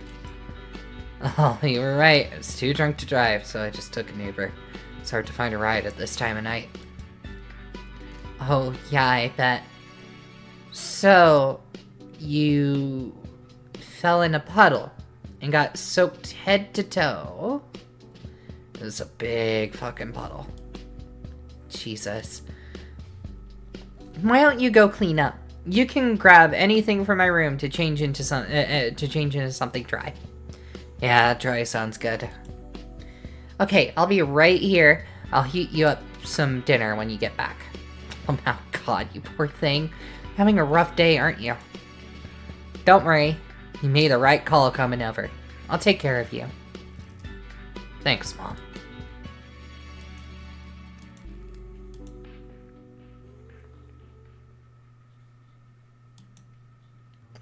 You can't bring yourself to tell her yet. Tonight was too much. You just need an evening to unwind without making Abby think you're about to making Abby freak out about your cop murder. Wow. You're sure you'll get around to telling her later, if you can think of the right way to break it to her. She's too good of a friend to saddle her with the disastrous karma you can't seem to avoid stockpiling. Or perhaps you aren't stockpiling karma so much as dharma. Or maybe it's some chaotic juxtaposition of the two concepts. Maybe you've been key mashing your whole way through life, and only now is your soul reaping the auto-corrected consequences of this haphazard practice. Gotta ditch this... You stash it in one of the bottom drawers, underneath some junk. She'll probably never look in here. You guess you could toss the gun too, sent it to a watery grave along with the squad car. But now you're technically a fugitive. You trust the future even less now than you did at the start of the day. There's no guarantee you won't need this again later. You didn't ask for this shit. Yeah, you guess you shouldn't have been driving drunk, but why should that mean you're suddenly dodging bullets from one of MPD's finest? Whatever, the pig is dead. But you know the matter isn't done with you by a long shot. It'll keep haunting you unless you start fighting back. This was the gift that departed officer gave you tonight. An albatross that'll hang around your neck for the rest of your life, but you suddenly decide not to see it that way. The true gift he gave you was resolve. You're so pissed about it.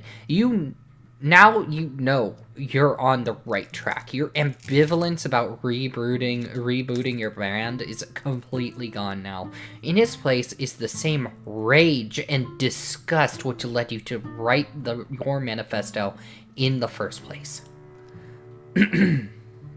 Rage and disgust for injustice, for the systematic evils of the nation, for the weakness and compliance which quell the righteous outrage of its citizens. And now, several years after its completion, there's even more to be mad about. Persecution from the miserable wretches online who canceled you, the ensuing mental breakdown which caused your life to spiral until you end up on this island. And now on top of that all, an almost certain shitstorm brewing from law enforcement once they start piecing together what happened tonight.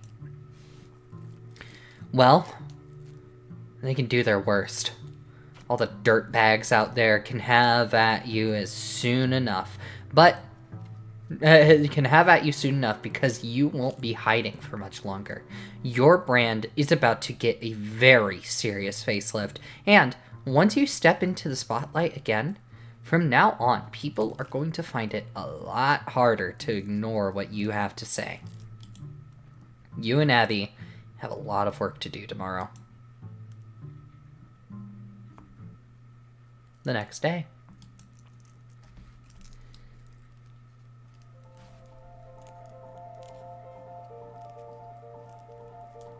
I like this song.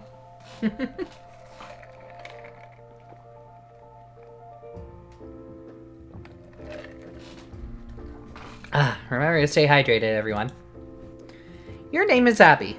It's pronounced exactly as it's spelled, so that made life pretty easy for you. Another thing that's made life easy is the fact that your parents are rich.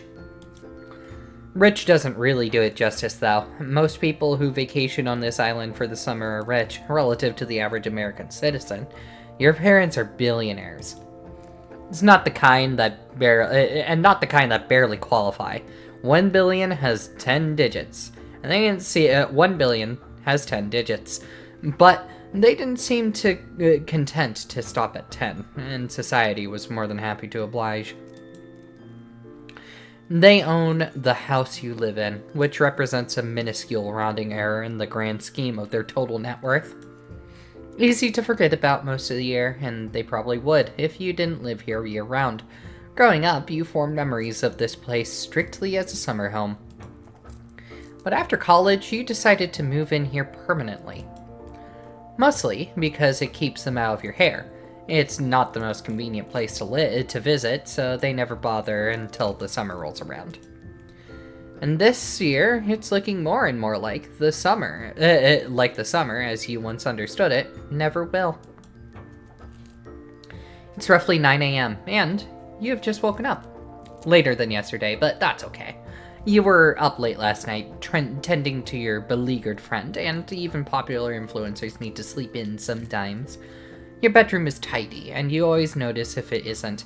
You make sure to keep it that way to reflect well on your brand whenever this room is used as a backdrop for your content. Ordinarily, you'd reach for your smartphone first thing in the morning after an extensive routine of cooking breakfast, exercising, and feeding your beautiful horse. But right after all that, you go for your phone. But right after all that, you go for your phone to check out the action surrounding your exceedingly well-trafficked accounts. But for whatever reason, today feels a little different. Instead, you decide to take in the environment. As a thoughtful influencer, you can't spend too much time tweaking the appearance of the lifestyle you sell to the adoring public. Nothing is left to chance. Your posters are carefully chosen and arranged to broadcast the preferred aesthetic to your crowd, and that aesthetic turns out to be a simple composite of your interests. Which, judging from this wall, appears to be BTS horses, and, well, that's about it. Your mind is a train that chugs along precisely 2 narrow rails. You almost be embarrassed about the single-mindedness of your enjoyments, but what can you say? You like what you like, and make no excuses. Your friends are nothing if not supportive of these twin obsessions. You get a little closer to a hanging graphic depicting your favorite boys. It's hard to resist basking in their glow every now and then. BTS is an extremely popular K-pop group, and you are a vocal member of ARMY, which is what the fandom calls itself. You estimate you spend the majority of your waking hours contemplating these 7 extraordinarily beautiful boys. Your bio says you're bisexual, but you often like to joke in your posts that you like women, as well as exactly 7 men, and that's it. You're also an avid G-Kook truther, which is to say, you strongly believe Jimin and Jungkook are secretly in love with each other, but you don't consider this a theory or particularly a well-kept secret. The evidence is overwhelming, and those who refuse to concede to these stone-cold facts are blind, delusional charlatans. You've even written a manifesto on the subject, which, as you've told Ziggy before, is something only crazy people do. But you are one exception. You are the one exception to that rule, since when it comes to this subject, you aren't crazy at all. Your eyes are wide open. Your wide open eyes wander to another poster, featuring a number of majestic stallions. What else is there to say on the matter? You just plain fucking love horses. Enough said. Yeah, you think so. Horses kick ass. The end.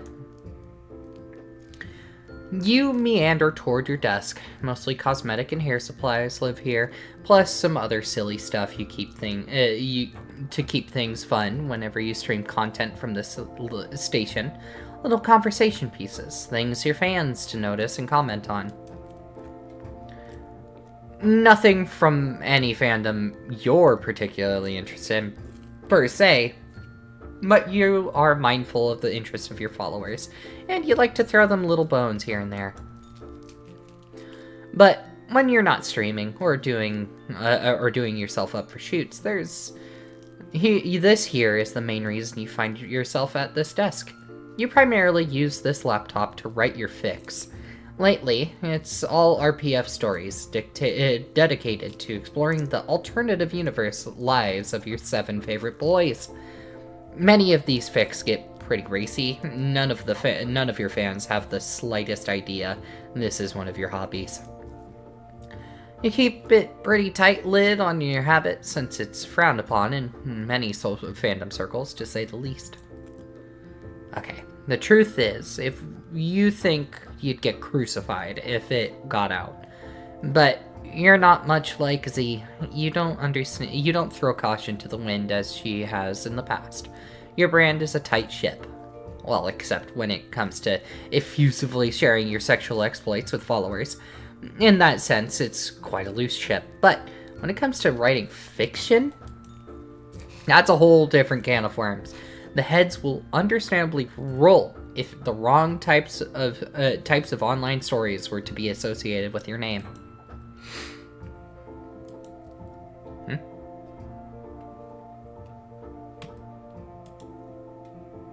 This is a weird panel. There's no text. There's your horse. His name is David Hasselhoof.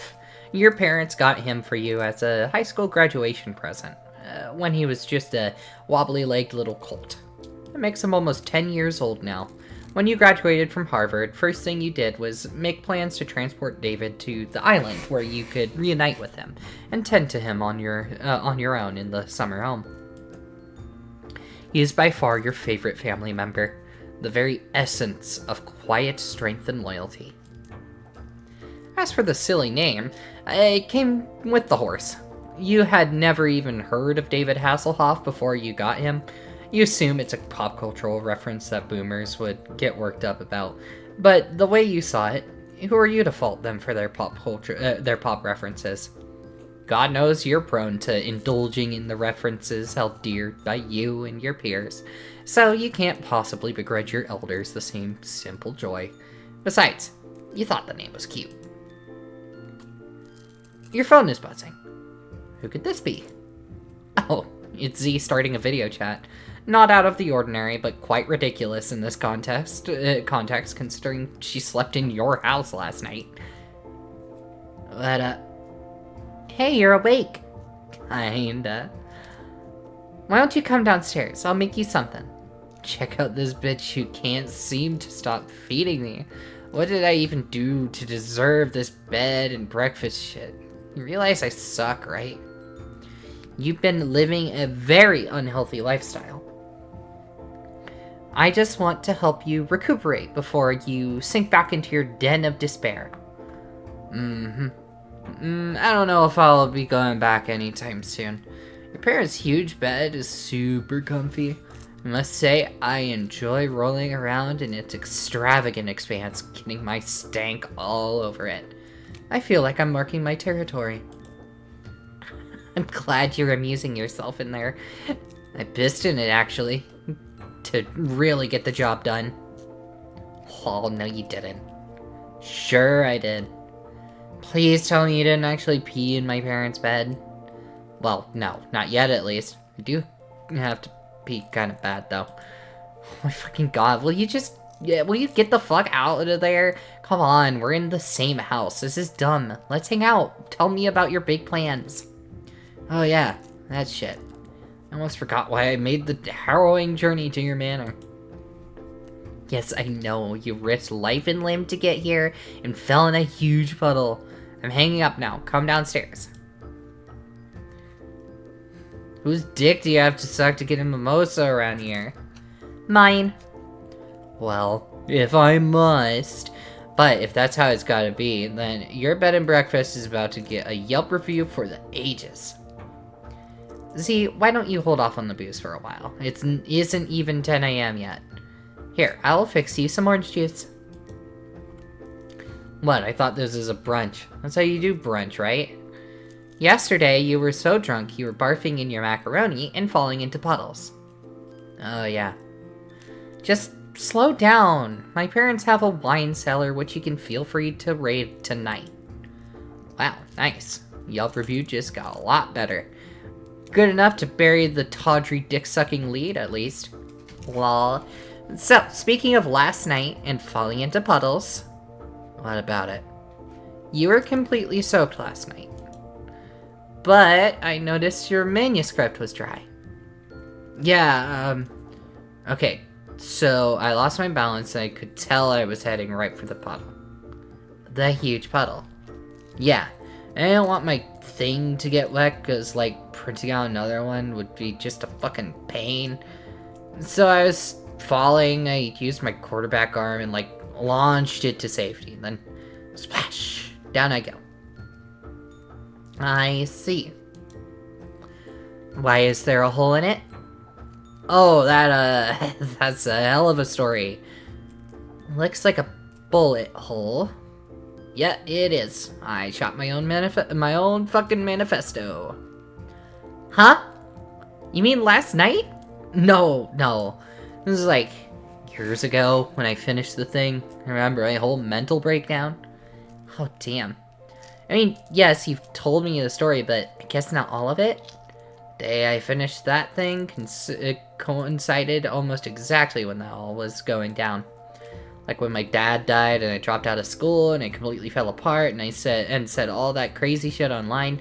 I also finished my manifesto and I guess I shot it. Dude going nuts. Jesus. Like when my dad died and I dropped oh wait, no, oops. I clicked into the wrong thing, oops. Well, you're the one who tells me only crazy people write manifestos. Is it really that surprising I'd pop a cap in my own magnum opus? Guess not. have to admit, I feel kind of crazy maintaining my own manifesto, but I don't think I would ever shoot it. That just means you can't be all that passionate about it.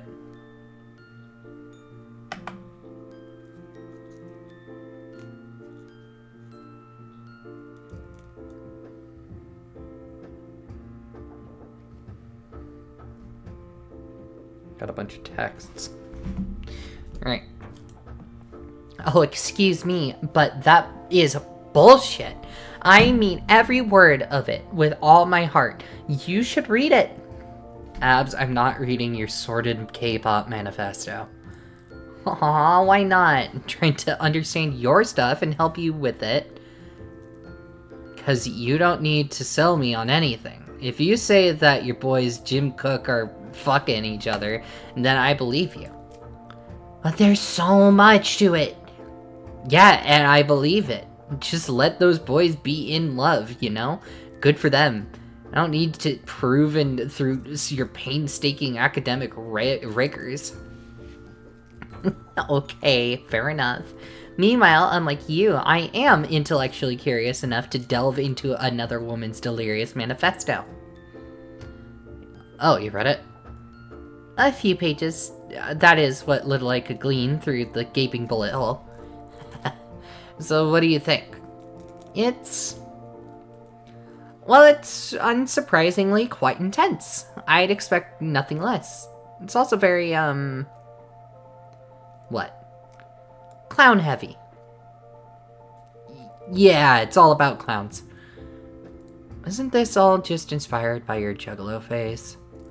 I don't know about that. There are a lot of inspirational forces that went into this.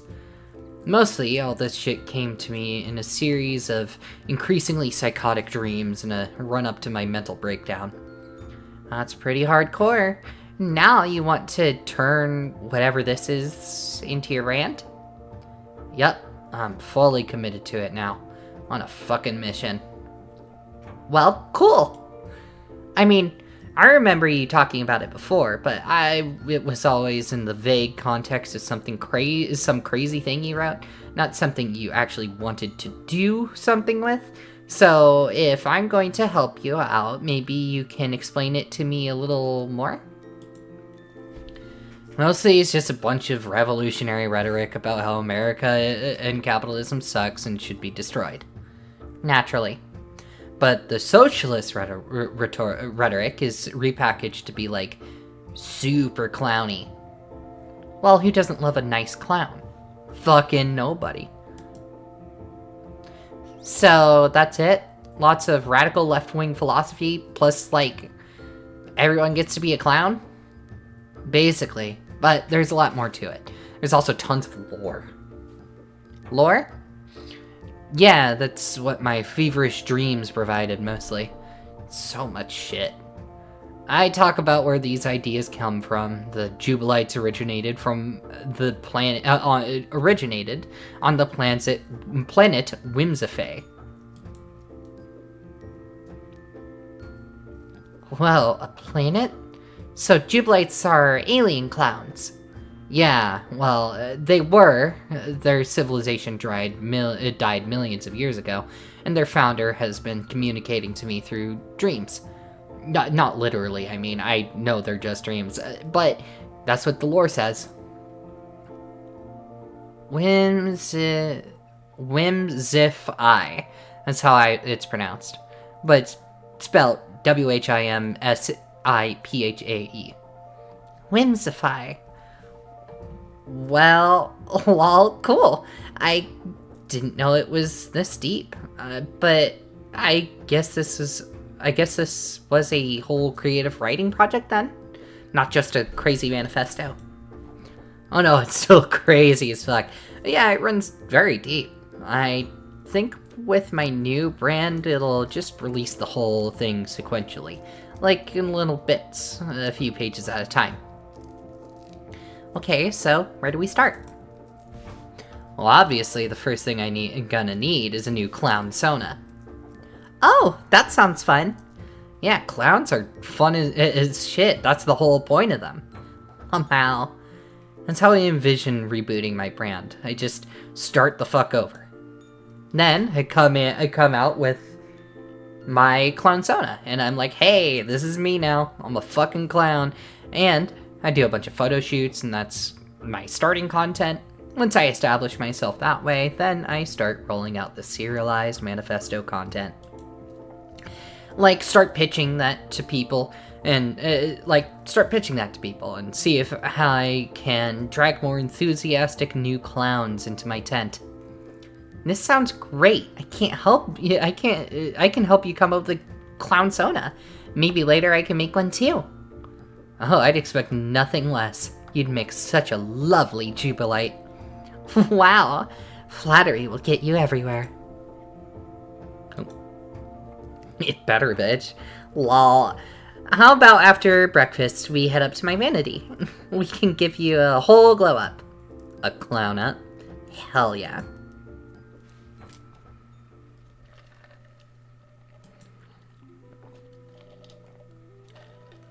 This needs to be better than my old Juggalo clownsona. What did that look like? Do you have any photos?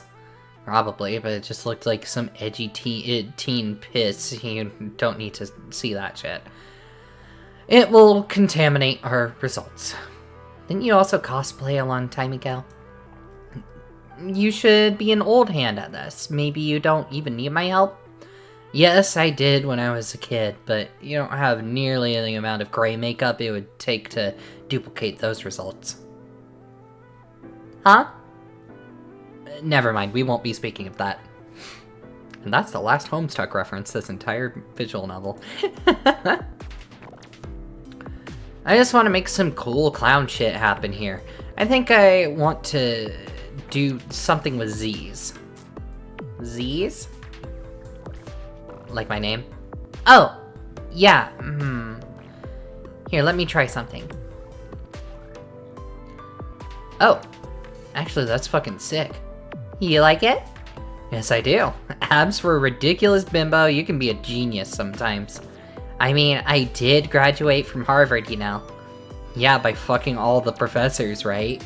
Well, yes, but isn't that what geniuses would do? What a genius would do? Yeah, I rest my case. Here, let me mess with this look some more. Aw, look at you. This is so cute. It's not supposed to be cute, though. It's supposed to be badass. Well, it's that too, but mostly it's cute, because I know who's underneath. Oh my god. What? Oh, maybe my clownsona is working too well. You're already hitting on me. Lamau, but I always do that. I know, but now I've added clown pheromones to the equation. Could be dangerous. Perhaps. So, is that it? You done? Think you're done? With the face, yeah. Now, obviously, I need some new ensemble. None of your clothes are going to cut it because you're an absurd giant, and I don't want to go back to my place anytime soon because, well, I just don't. We could always go shopping this week. More places are open for business than you would think. Yeah. What about a name? What? Doesn't your clownsona need a clowny name? No, I think I'll just keep my name. Since it's already a name I gave myself to replace my parent-given name, or a brand and all, but I won't keep name hopping like a fool. Guess that makes sense. Some old haters will link my my new brand with my controversial past, but I don't even really care at this point. Clownery, sort of. Sort of. They can take their best shot, but I'm not running anymore. Am I allowed to make up a clowny name when I make a clownsona? Of course. That is strongly encouraged for all those who choose to clown up. Oh, I know what I'll go with. My old screen name when I was a kid. Apple Pie. Oh, I see. Well, now who's the one being fucking cute? I guess it was me when I was 10 years old and playing Neopets.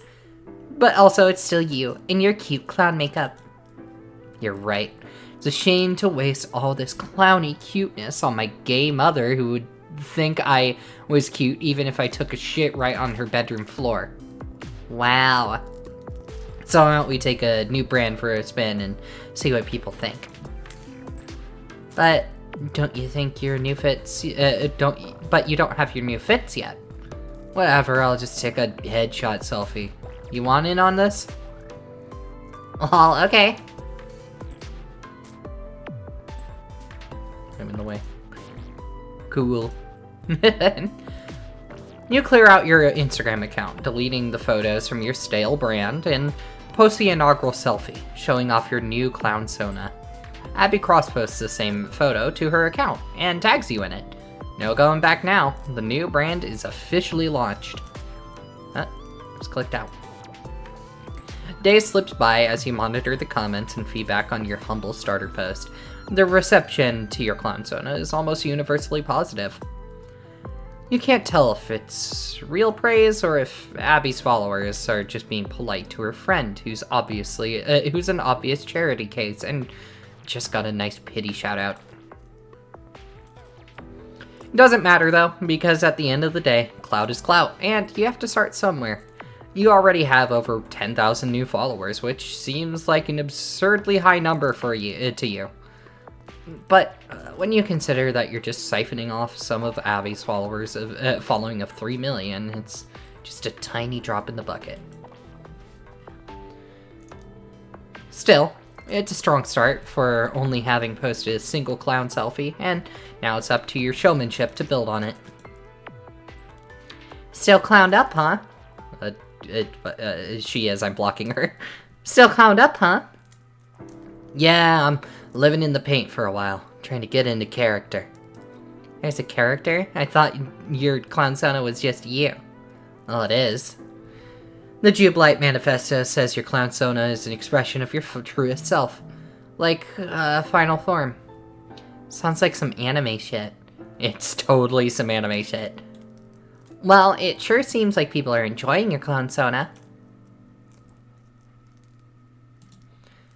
I think they're just being polite for now. It's all a bit patronizing. Your followers just like whatever you do, so of course they're going to be nice to your weird clown friend. We'll see how they really feel once I start rolling out my actual content. I'm really curious to see where it goes. I'll just keep giving you shoutouts until we can get your brand to take flight. I can't believe what a chicken shit I was being about following you. This could be so fun.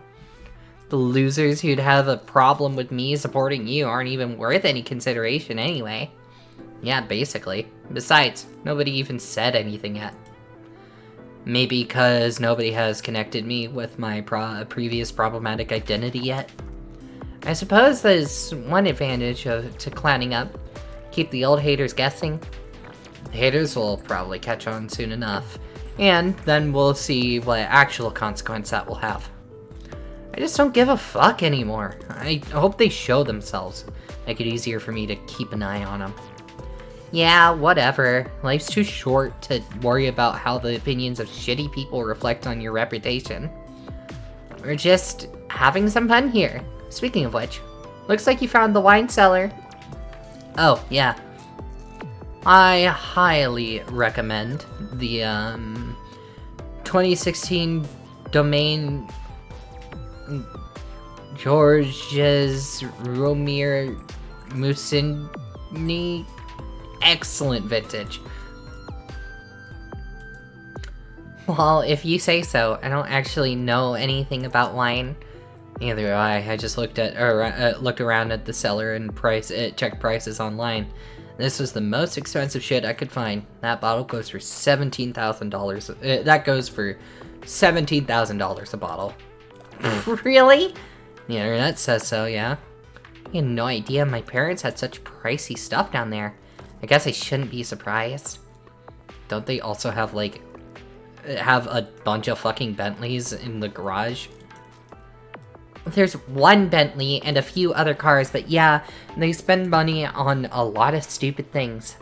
Maybe we should have saved this super expensive wine for a special occasion, though.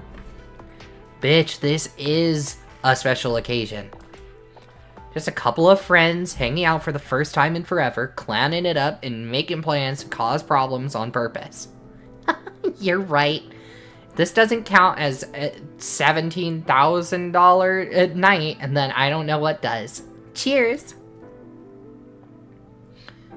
Let this mark the beginning of a long and fruitful endeavor to exploit the living shit out of your parents and their obscene hoard of ill-gotten wealth.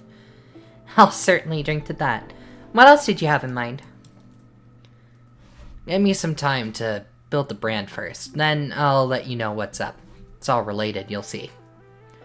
Suspense is killing me. I hope you're prepared to bring this level of showmanship to your new brand and not waste it all on me. You don't need to worry about that. You just keep supplying me with fresh new simps, and I'll play the role of ringmaster. Who's calling? Oh, nobody. Just some fucking spam.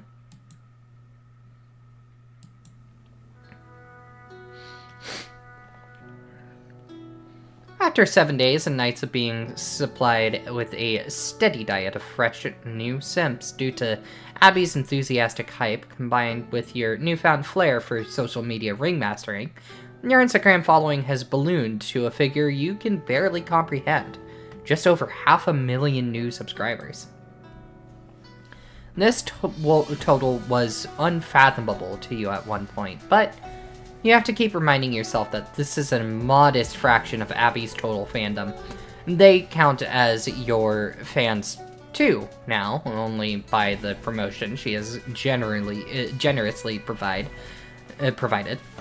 The true test comes when you begin to flex your vision in front of a sizable starting crowd.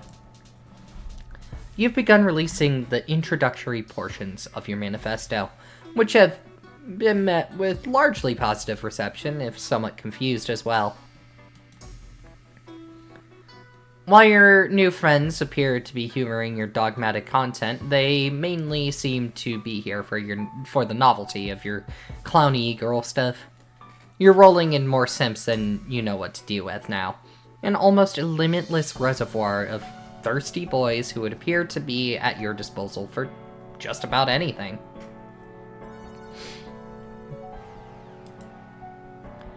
Of course, they're mostly all the same eager simps who've been hounding after Abby for years, who seem more than willing to migrate to a greener, clownier pasture.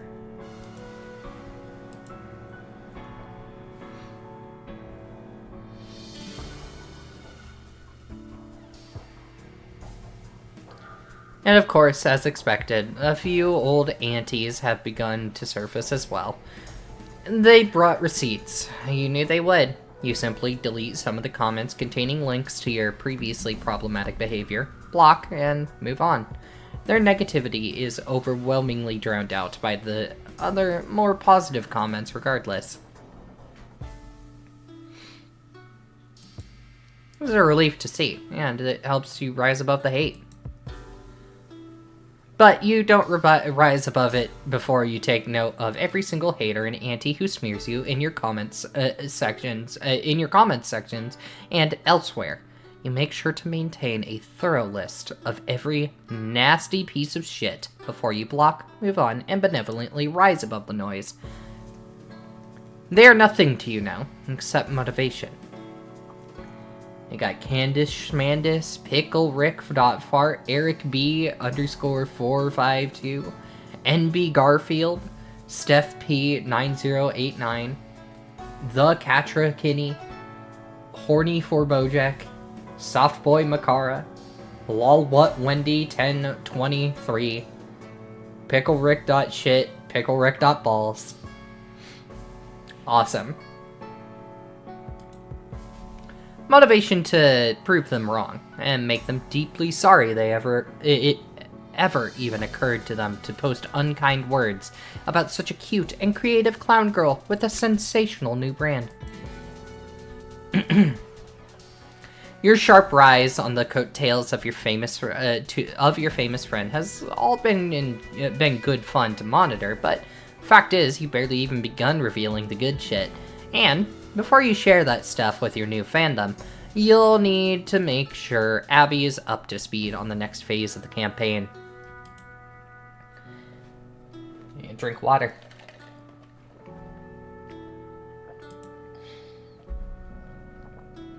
Abby's voice has been, or not Abby's voice, Jen's voice has been a little hard on my throat because I'm doing it a little dryly. This is on purpose, but also, Abby, we need to talk about Praxis. Oh, what? Praxis. It's the first critical piece of Jubilite doctrine I'll be unveiling soon. But you need to know about it first, and, much more importantly, you need to practice it. I do? Why? Because pretty soon, this movement's gonna need money, and I mean an absolute fuck ton of money. As generous as you have been with your credit cards helping me buy new clothes and shit, that level of financing isn't really going to cut it. Well, one of my credit cards has a $1 million limit. Wow, a whole $1 million. That's cute. Cute? Z, are you driving a fucking Kia? Z, you drive a fucking Kia. Yeah, and yet I am with one. And yet I am with one. And yet I am with one with an exceptionally refined palate for expensive wine. And I also know $1 million is a bullshit chicken feed number. You need to start thinking bigger. Maybe you should try to relax. Your account is off to a good start. It's such a good start. Between the two of our accounts, we could pull together some really good revenue streams. If you start stressing about how it's all chicken feed money or whatever, you won't have any fun. This wasn't that the point of all this? To have fun? Abby, you still don't understand. Praxis is the very essence of having fun, and more money you make, the more it multiplies the fun you're having. Okay, I'm sure that's true and all, but that's one of the points I've been trying to make with my parents. I've already been doing some serious numbers. I know I half-assed my business degree, but I've actually been able to translate my following into a pretty profitable situation while having a good time doing it. So my parents can both go eat shit about my bad career choices. Yeah, on the topic of your parents, that's what this is about. I thought this was supposed to be about Praxis. It's also about Praxis. Well, what the fuck is Praxis? Praxis is fucking everything. A mission-critical plank in the Jubilite platform. A central pillar, actually.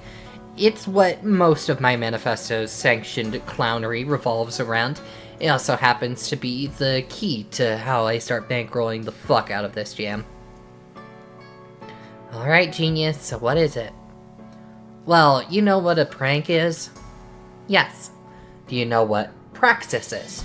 No. Lol. Okay, forget all that then. It doesn't actually matter for the time being. Oops, clicked on the wrong thing. Let's talk about your parents. If you help me out with this, then that'll be your first real-life lesson in Praxis. When's the last time you talked to them? Oh, a couple days ago, actually. They rarely call, but they do keep an eye on my accounts. And I guess they've noticed I've been doing something different lately. They sure do hate your crazy socialist diatribes. But I also have them believing this is all just an act to own the libs or whatever. Like, good for ratings and all, but down the road we're just gonna fuck with people about it, turn it into a racket or something. It's just easier to deal with them if I tell them things like that. They think it's a good idea in theory, but wow, you sure do rile them up. This is actually all incredibly good. This is all incredibly good, actually. Abby, you didn't even know it, but you're quite naturally gifted with the art of Praxis already. I am? Yeah, this is a perfect table setting. Prepping the marks and all. So I don't even think I have to have much explaining to do here. I just need you to call them again soon. I already typed a bunch of notes for the hit in your conversation. Hi, Alakazam. Hello, hello. Welcome in. Okay. By now, you've become considerably more familiar with the finances of Abby's family. Over the past week, you've pieced together a more complete picture through questioning Abby and a few other methods of research. Their political activity was some of the easiest stuff to find. Over the last 4 years, they've been steadily making huge donations to the Trump campaign. But more recently, it looks like they've switched to becoming heavy Biden donors. You're sure it's not for any ideological reasons, but likely due to the entire Trump charade looking more like a sinking ship all the time, especially in light of the pandemic response and the economic fallout. Rat Jade. Sorta. Rat for sure, Jade less so. You can tell this move must have been a bitter pill for her dad to swallow, and while he is kind of a dumbass, he is not so stupid as to let a perfectly hollow, easily corruptible president waltz into office without making a whole bunch of his money first. The truth is, in the man's heart of hearts, you don't. The truth is, in the man's heart of hearts, you doubt he really gives a shit which senile rapist gets to run the show, as long as he gets to take photos with him at $50,000 per plate fundraising dinners. And if you take a closer look at the companies which they own a lot of shares in, it becomes pretty obvious. The economic disruption has hit them pretty hard. Wild swings in their total net worth to the tune of billions. Their money people have been moving the assets around like crazy to protect what's left. It's hard to pin down their total net worth given the complexity of the holdings, but your recent estimates have it somewhere between 20 and 30 billion dollars. But probably not for long, depending on the economy, of course, as well as what you and Abby can manage to put into motion with your revolutionary new philosophy known as Pranksis. I've read Psycholonials before. I love Psycholonials. It rewired my brain. This is me reading it to chat as a story time, basically. I love Psycholonials. It's what made me realize Hussey is my favorite author.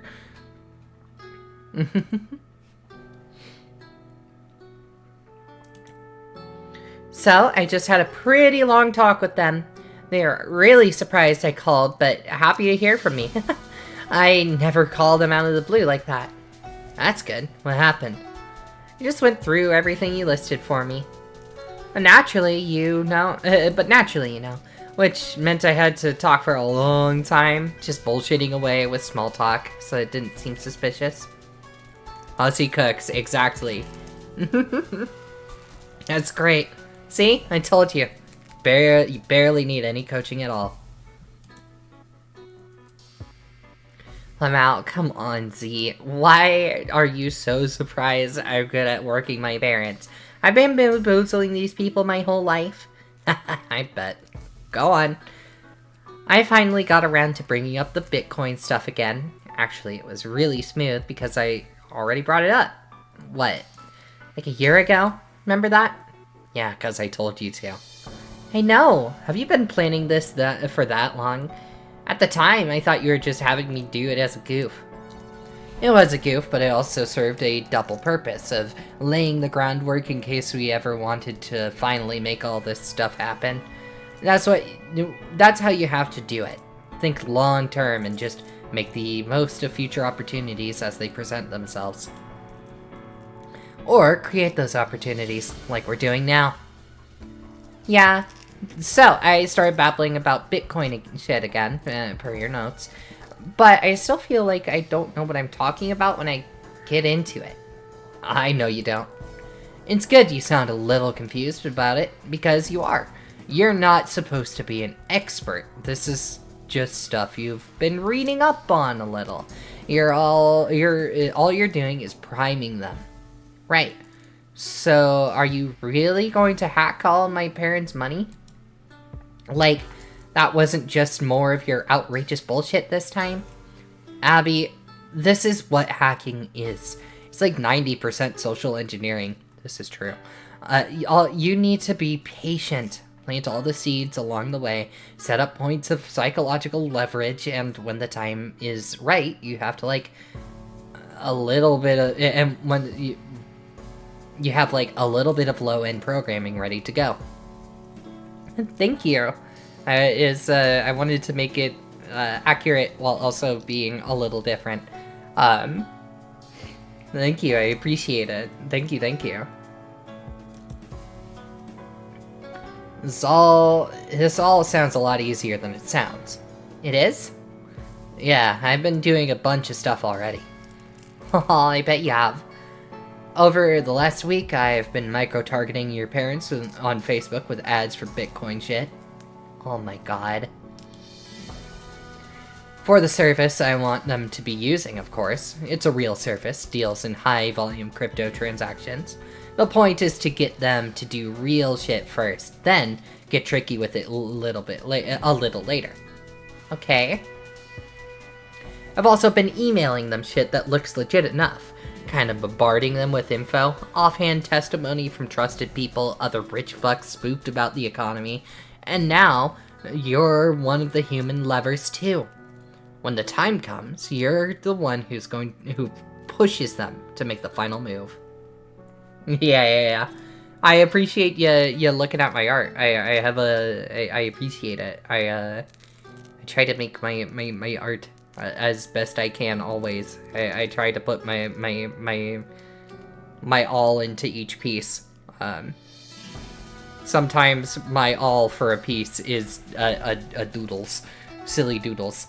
And sometimes my all for a piece, I still don't like how it comes out. Who are the trusted people? I mean, they're fakes. It's all just me. Started a few fake chain emails. You know, the ones boomers who love to reply to and forward around. It's like catnip. They can't fucking help themselves. Put a ton of crap email addresses in the recipient field. Included a bunch of people I know they're acquaintances with. Nobody too close, but names of other rich people they'd recognize and listen to if they saw them babbling about crypto as a way to protect their billions in a dumb email chain. God, that image is a classic. The Jax X Sephiroth is a classic. Dumb bullshit. Wow. I actually did this on a whim, being skeptical of the returns, but it's been working phenomenally. I got your mom to reply to one of these chains a few times credulously. I worked with her a little bit with one of the sock puppets, some other rich dude she'd met. It's so easy to get these names. The Republican donor lists are kind of a goldmine. Wait, you've been talking to my mom? Sure, why not? That isn't even the good part. After I got her interested enough in the subject, I had this dude kinda pull her aside. I deleted all the names from the chain and just worked on her one-on-one. Got pretty flirty. Turns out your mom's a real saucy bitch. What?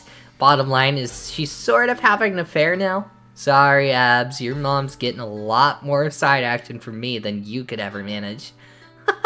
Oh my god. Please don't be jealous. It's just some undercover spy work. Like some James Bond shit.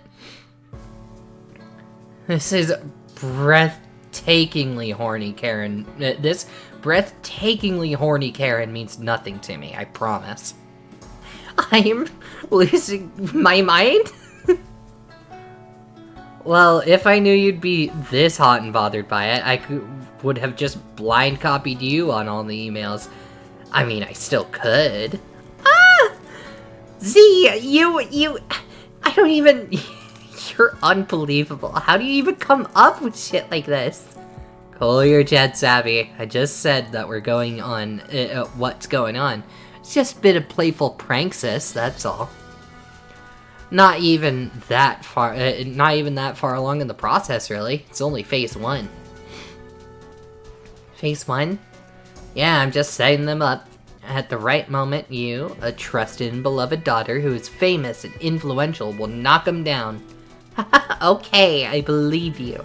But how do you do that? How do I do that? Fine, I'll just walk you through the play. Hey, my boobs are still big. It's just the shirt is also bigger. Or more natural shapes.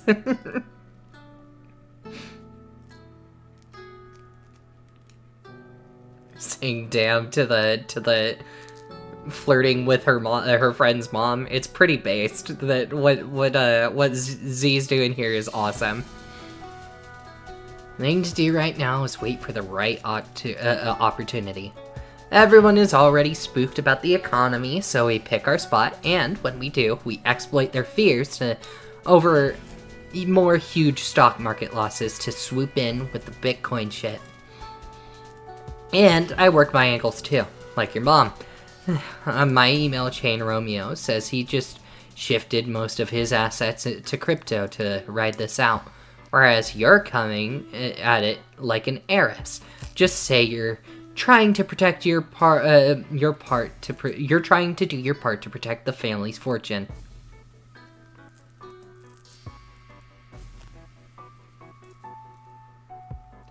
More canon homestuck human. What does it mean by that? What do you mean by that?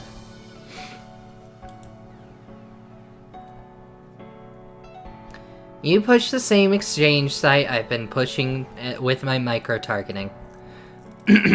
So, I get them to buy tons of bitcoins, and then you hack the coins? Well, no. There's no hacking involved, it's just stealing. The exchange service really exists. It's a real way to buy coins, and you put them all in a wallet. Their financial people will agree to this. It sounds like a way to do it. It's solid and vetted. I don't expect them to do anything with their money guys wouldn't sign off on. We just step in the middle of the process. The part where your dad stores the shit in the wallet. I designed a spoof wallet site that looks and functions exactly like the one on the real site he's buying from. Similar URL. He even asks for a password first. Do you have his password? Well, no. Don't you see yet? These are all mind games. You enter any shit in the login field and it works fine. But he will enter his real name and password, at which point the game's over. Once I have that, I could do almost anything. God.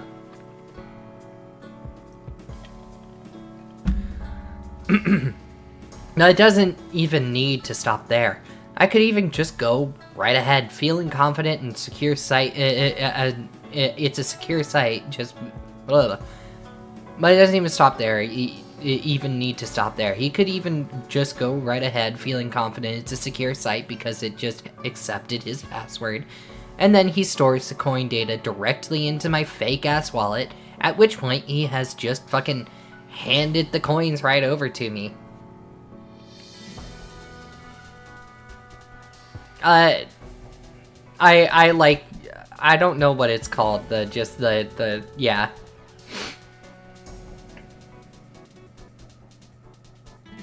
I don't know what aracial is the thing, is the word used, but also it's not aracial, it's just like blank. Blank slate. It's basic phishing shit. Usually people are more on guard for things like this, but not if it's a trusted family member. Not if it's trusted family members. Are sending them links, being all like, cool, you're almost there, Dad, now. Open the wallet. Here's a link to that. Yeah, I see. And once the coins are ours, that's it. Their money's gone. I resell them, move the money around a bit, stash it in an offshore account. My guess is, if we pull it off, it wouldn't even be a long time before we even realize he even realized it was gone. And if it happens, I don't know. Just blame hackers or whatever. Well, hackers did take it. Exactly. So, how much are we going for here? Like, all their money? Probably not. No way anyone's pushing through 20 or 30 billion dollar Bitcoin transaction, and their money people probably would ship bricks if it was proposed. But you hype them up for as much as possible, whatever their guys can agree to as a sound diversification policy. Okay, Z, what are you even going to do with all this money? I have some ideas. Oh boy. Well, I can't wait to find out what they are. Ding dong. Huh? Who could that be?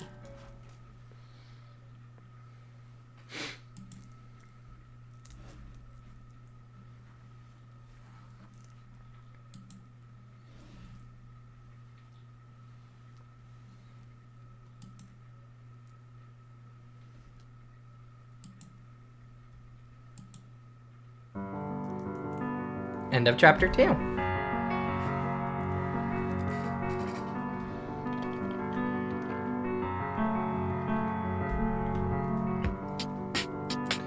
Alright, chat. I'm gonna take this as a chance to stand up for a minute. I need to use the bathroom. So I'm gonna put us on a BRB for just a moment. Be not afraid. BRB.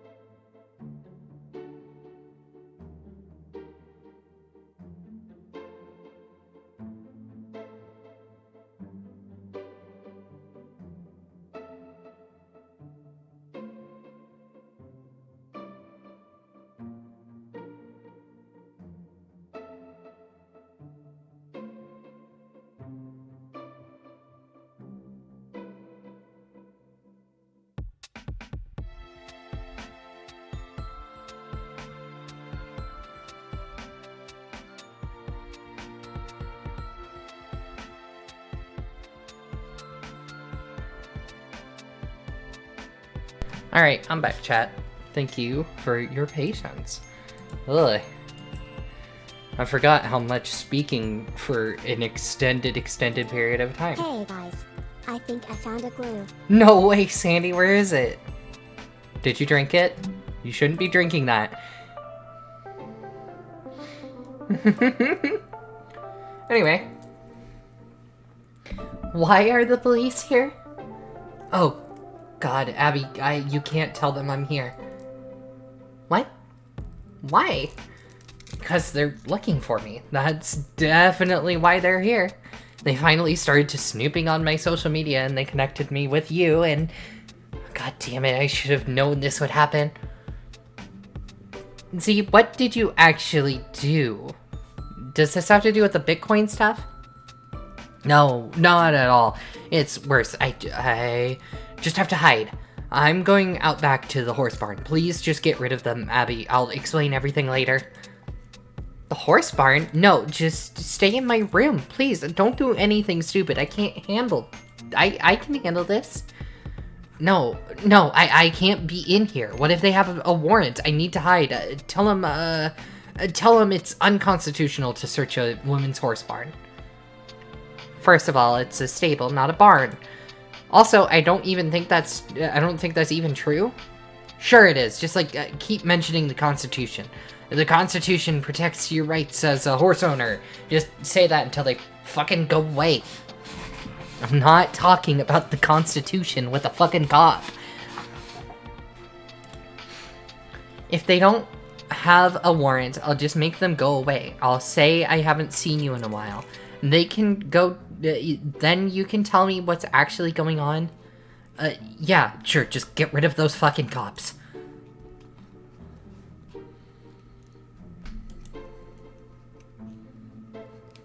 Flee.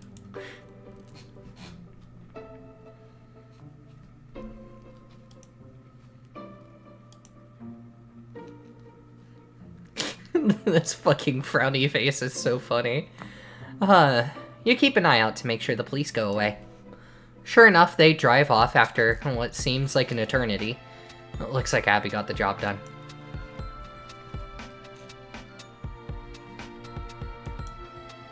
Uh-oh. Okay, the cops are gone. I think you have some explaining to do. I can explain. Yes! Maybe you can start with your car and why they found it near a dead cop. I was gonna tell you about that, about what happened that night, but I couldn't bring myself to. We were having a good time and I didn't want to ruin everything by talking about dead cops and all the shit I went through that night. It was, like, traumatic. Okay, it sounds like you went through something terrible. So, let's just slow it down. I'm not mad at you. I'm not mad you didn't tell me, I promise. But please just tell me everything, because obviously I'm not involved now. I need to know everything so we can figure out what to do. Yeah, that's fair. Well, bottom of the line is I shot a cop. What? You said you'd be cool. Okay, I will be, but holy shit, when? Was this the night you came over soaking wet? Yeah. Oh god, in that fucking bullet hole. That was the cop bullet. God damn it, I knew that was all fishy.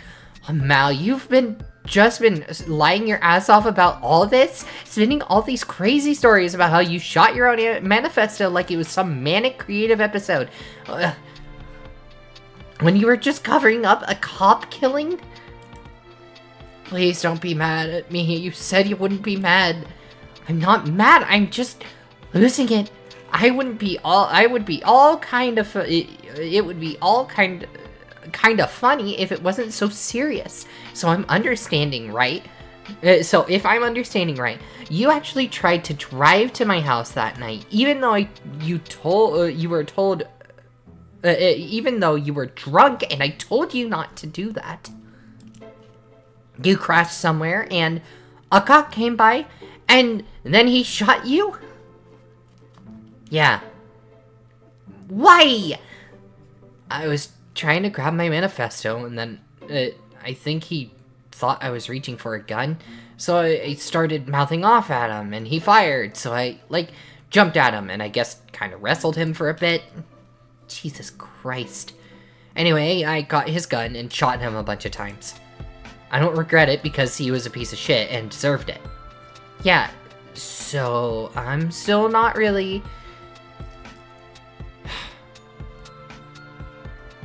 Then you got the ride to my place. No, the cop's dash cam probably recorded me, so I drove the police car and drove it into the ocean. Oh my fucking god! The puddle? Why, you sneaky bitch? Well, but yeah, I got an Uber from the wharf after that, and then I kept meaning to tell you to, but I could never bring myself to. I just really wanted to forget about it, really. I guess I can't blame you. It sounds horrifying. Well, it was for the pig bastard I shot. Damn. I really need some time to process all this. Wait, the cops showed up. The cops showed me a picture of some guy. They asked him if I've seen him before. They asked me if I've seen him before. Oh, shit. That was probably Percy. Percy? The simp I was fucking with before I went out that night. Why do you have that guy's picture? So why did they have that guy's picture? Because I gave it to them. Z! I know, it was stupid. I called 911 to report my car is stolen to get set up an alibi, sorta. And they kept asking fucking questions, so I panicked and I said he was my ex-boyfriend. I shouldn't have, though. It was one mistake I made. It was an otherwise flawless cover-up. Lol. Cover-up. Lol. Flawless. Sure. Should probably tell him he's been implicated in a crime. I've been thinking about it, but if I couldn't bring myself to tell you, imagine how I feel about dealing with him. Also, whatever I say to him, I might just be incriminating myself. I need to think about it more. You also, couldn't have picked a worse possible time to be a fugitive. You just launched a whole social media brand and have a ton of new followers. In fact, that's almost certainly how they connected you with me.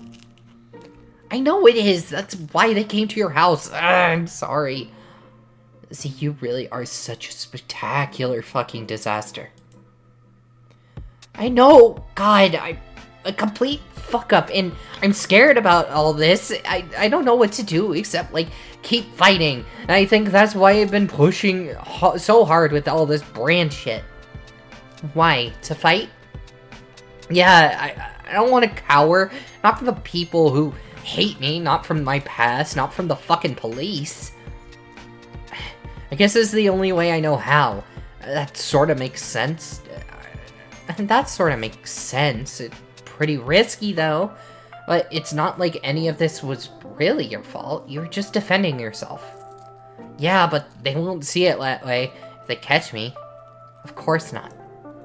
Don't worry. I won't let them catch you. Just stay in my house until we can get this to blow over somehow. But from now on, we shouldn't stream or make content together. And don't make it obvious you're posting content out of my house. We can't give the cops any reason to think you're hiding here. You actually think I should keep working on my brand? Of course I do. You're doing great so far. The Jubilite stuff is so, crazy and weird. A lot of my fans are really clicking with it. Plus, we were only getting warmed up with our Pranksis efforts. Well, yeah. It'd be a shame to pull the plug on that now. Your parents are on the ropes. When all is said and done, what difference is a little more crime gonna make? In for a penny, right? In for $1 billion. Only $1 billion? Pfft, that's chicken feed number. Been training you well. I just don't want to see you give up. It would suck so much to let this shitty incident defeat you when you were the one who was attacked. Just keep following your vision. I'll do everything I can to protect you. Alright, I'll keep fighting then. Good. What's next on the Jubilite agenda? Oh, oops. I clicked. I was going to put the next chapter soon. This is where the dogma starts getting dicey. A lot dicier than Praxis. Well, not legally dicey, I mean socially. It's entering an area of weird gender shit. Kinda skirting the edges of whatever I was ranting about when I got myself fucking canceled during my nuclear meltdown. Oh no. It should be fine though. I think this is all actually good shit. And fuck the haters anyway. I think the brand is beyond cancellation at this point. They can try their worst, but it's all just goes into the discourse machine now. I'll use it to my advantage to keep business booming. That's what I like to hear. I'm excited to see it. When does it drop? I still need to walk everybody through Praxis. It's the whole fucking thing, as you know. It certainly is. But maybe in a week, they'll be ready for the real truth bombs. Great, I'm happy to hear you have a plan. I was really rattled by the police stuff, but I think if we work together, we can get this under control. Yeah. Let's just try to forget about all of this for today. It's really upsetting hearing what happened to you. It's fine. I'm benefiting from the healing day vibes of Dave Hoof, the true MVP of this outfit. Yes, he sure is.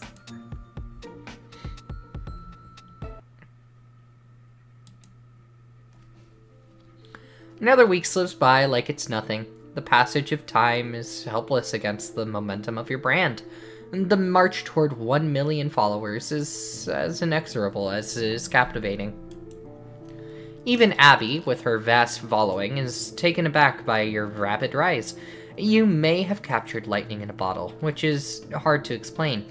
Could it be the intrinsic allure of clowns? The socialist demagoguery? Your unique flavor of showmanship, or your ability to manipulate discourse and controversy to your benefit? Is it still just a matter of riding Abby's multi-million account coattails? Or maybe it's just plain pandemic-driven boredom juicing the numbers? No one seems to have the answer, but it's hard to argue with the results. I love Abby's clown. It's so cute. I love her makeup. It's so fun. Few have taken the Jubilite lifestyle with more gusto than Abby herself. In the previous week, she had unveiled her new Clownsona to uproarious acclaim. Apple Pie is a hit, and her Clownsona posts are getting higher levels of engagement than she ever used to. Than she's even used to.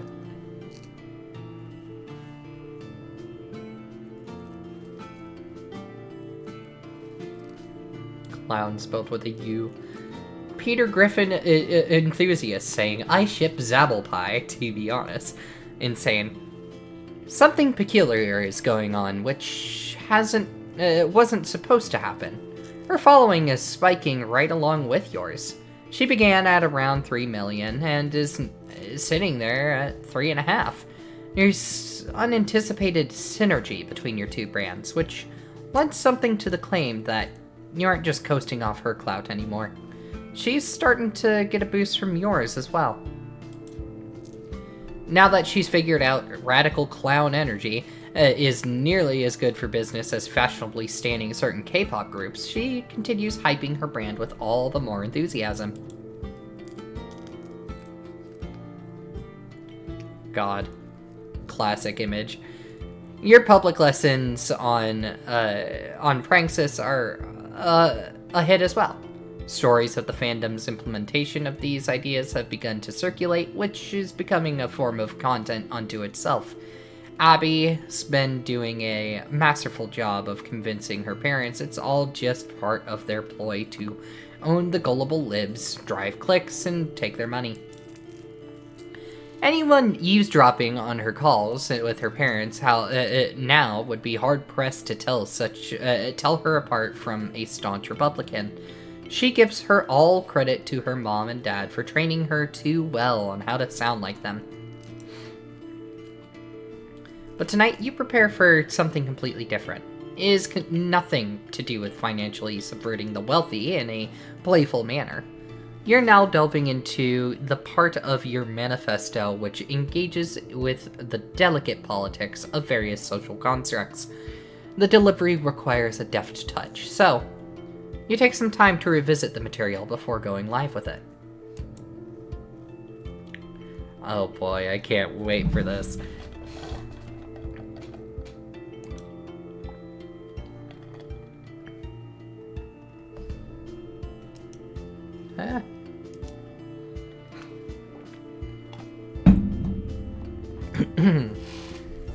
Everything is further complicated by the fact that you need to keep a low profile. So you set a streaming studio in the other wing of Abby's house, never doing anything to indicate the two of you are in the same building. You don't even use her Wi-Fi in case they get clever and subpoena Instagram for tracing purposes, or whatever it is they can do.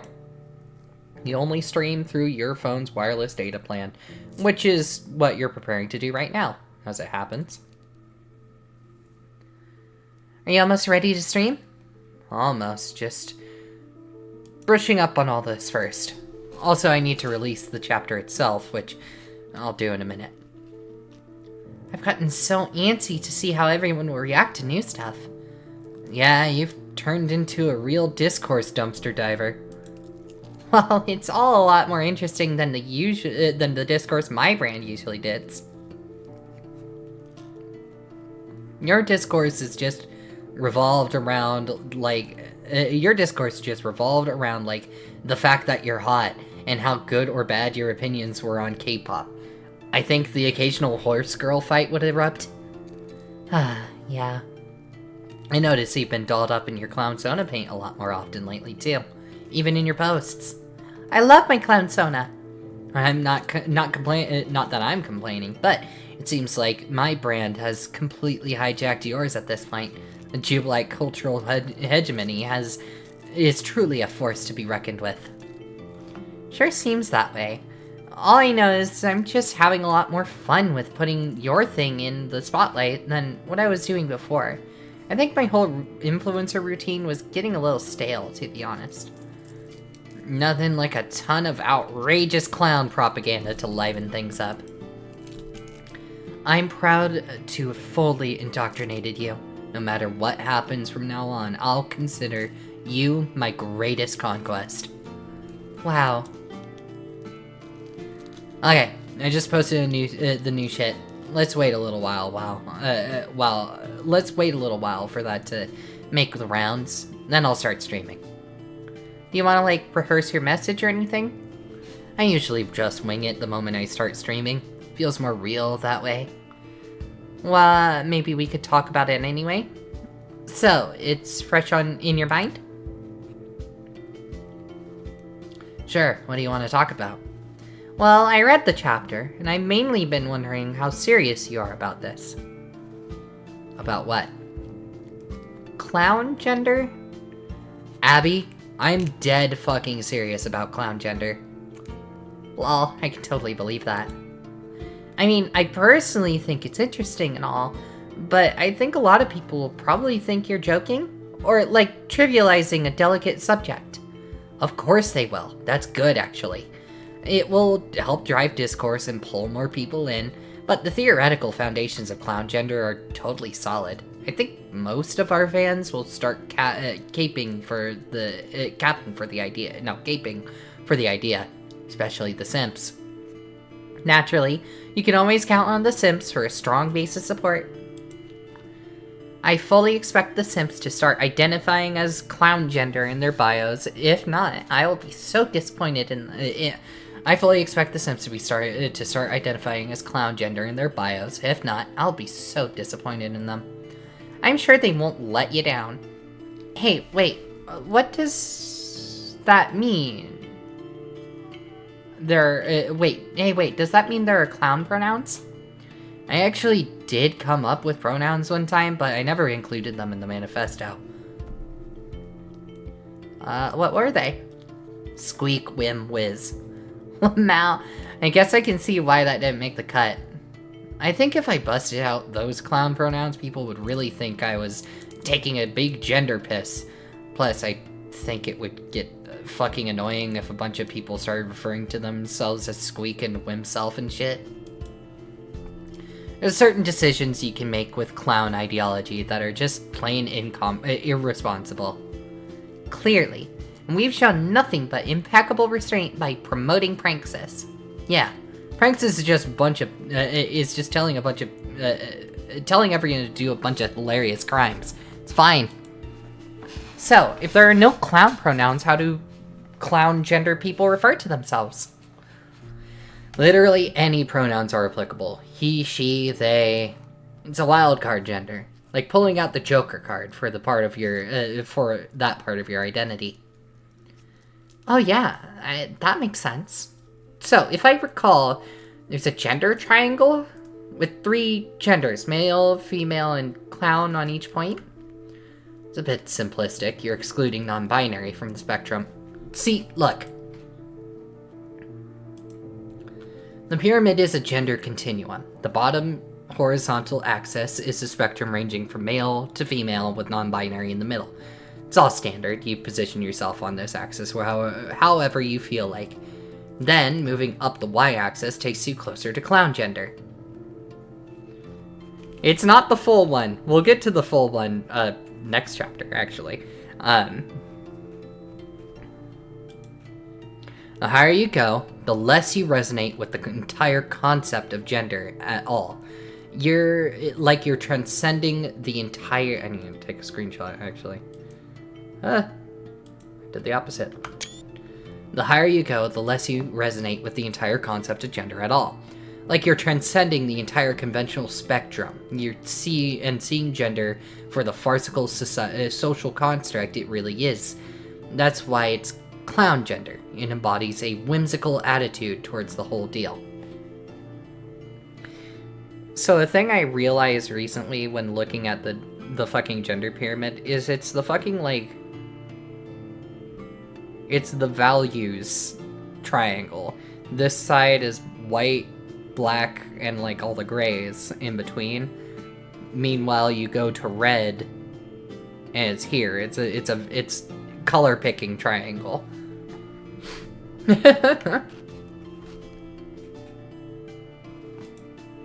Any pronouns are fine. A true clown gender person wouldn't care what they are called. They embrace all pronouns. Anyone at the peak of the pyramid is a full clown gender individual. After my stream today, I plan to come out as clown gender. Oh, cool. You mean at the top of the pyramid? Yeah. It'll get the ball rolling on the idea. Then we step back and let the discourse fly. But is it actually true that you identify that way? It's true enough. I mean, I came up with all this shit, didn't I? Wow. I'm so proud you're taking this big step. Well, thank you. I'll have to think about where I fit on your pyramid. I don't think I'm a clown. I'm too cis-womany for that. Yeah, you are. Take your time with it. Meditate deeply upon my clown gender continuum. One day, Riotous will bless you with an answer. Who? Oh god, I haven't even really gotten into the lore yet. There's so fucking much. He's a mythical clown figure, the first Jubilite who lived millions of years ago. He comes to me in these crazy dreams sometimes, which is where I got most of this from. I'll probably start getting into this stuff in a few weeks. This all sure is something. People will probably flip out about it. I can barely even imagine the discourse surrounding whatever the hell is this even is. Like, a story? A religion? I'm sure it will be complete pandemonium. Deploying this material to the masses in its own way is actually a great form of pranksis. It's like meta pranksis. So the introduction of pranksis to the world is also pranksis? Jesus. Alright, ready to start streaming? Here, you can work the camera. Okay.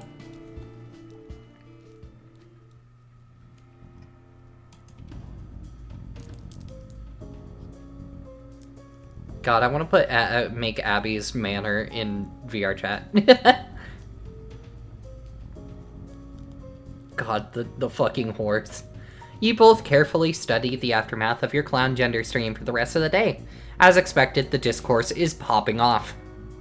Passionate discussions flares up, resulting in a great many truly awful takes, whereas others begin enthusiastically plotting themselves somewhere on their clown gender pyramid.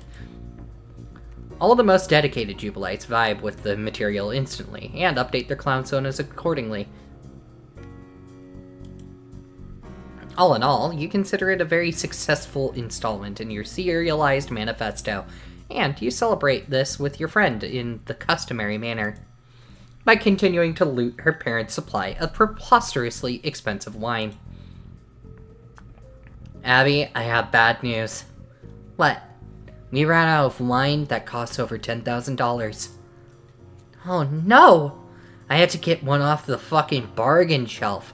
It's only $8,000 according to the web. Guess we'll have to do with this will tonight. Unbelievable. Forced to live like common peasants. That's fine. We can rough it for a little while until our prankster ship comes in. Maybe we should debrief on all that tonight. Yeah, it's easy to lose track of our business objectives when everyone is in such a frenzy over clown gender. The reception to my gender pyramid couldn't possibly be better. The discourse is exquisite, much more satisfying than this discount piss wine for beggars. So, where are we with this? You still seducing my mom? Yeah, I'm this close to getting her to want a divorce. Just needs another push or two. How are things going with your dad? Good. I've certainly been talking to him a lot more frequently than he's ever come to expect. Which has actually made pulling the strings a lot easier. He's so delighted to be hearing from me often. And I think it's made him a lot more willing to believe the stuff I'm saying. Almost makes me feel kind of bad. Don't feel bad. Remember, these are bad people, actually. Oh, I know. It's hard to forget that since the role-playing... it's hard to forget that since the role-playing I've been doing has been making me feel pretty gross. Role-playing? Yeah, I've gone really hard in the direction of acting like I've taken a sudden conservative turn in my beliefs. Well, I mean, I still keep it believable. I still say I hate Trump and talk a lot of shit about Biden too because he's obviously a rapist. He gets a kick out of it when I rant like that because it wasn't even that long ago he hated Biden too, before he started giving him millions of dollars. I mean, yeah, looks like he's got a new crush. Your dad, ex-Biden. Sounds like a especially torrid old man yaoi fic. No. Also, yeah, pretty much. So, like, I just go on and on like that. I barely even talk about Bitcoin anymore. That approach is too ham-fisted. It just makes it obvious I have some weird agenda after a while. Instead, I spend a lot of time trashing our fans, calling them, like, gullible socialist simps who hate America. Well, that is basically what they are. It just so happens they're right to feel that way. Yeah, I just do a lot of sneering at the liberal bullshit, as if my experiences with the fans have really opened my eyes towards sensible conservative thinking. See, the trick is to just take all the shitty things he's ever said about politics and, like, repackage those statements in my own voice and say it all back to him. You'd think it would be suspicious, me suddenly flipping on a bunch of political shit we used to argue about, but I just know how he thinks. Oop. I wasn't tapped in. Oops. Oops. I'm clicking buttons. He loves hearing it, so he wants to believe it's true. Like it just confirms his biases, you know? He just assumes I'm growing up, dispensing with my childish political beliefs, and becoming the responsible heiress he always wanted me to be. This is genius. You're literally the CEO of a fucking pranksis right now. I feel like a silly baby toying with your mother's heart. No, your angle is so good. God knows they need a divorce. You're actually you're helping them, actually. Yeah, they also have too much money. They also have too much money, which turned them into shitheads. So we're doing them a favor by taking it, really. Oh, absolutely. I think I'm about to hit a wall, though. There are diminishing returns when it comes to email seduction. Like, she obviously doesn't suspect at all that this isn't the real guy she's talking to. It's just, I start running out of ammo with the sexting shit. It gets really repetitive, and there's no way I can up the ante, because it's not like I can call her. Maybe what you need is a voice actor to play his part. It can really be any dude who's willing to bullshit through a fake affair as a rich Republican donor. Even someone much younger, like one of our Sims, maybe? It would have to be someone who wouldn't mind becoming deeply complicit in crypto fraud. That probably describes like half of our followers. But maybe it could be someone who already is complicit, even if he doesn't know it yet.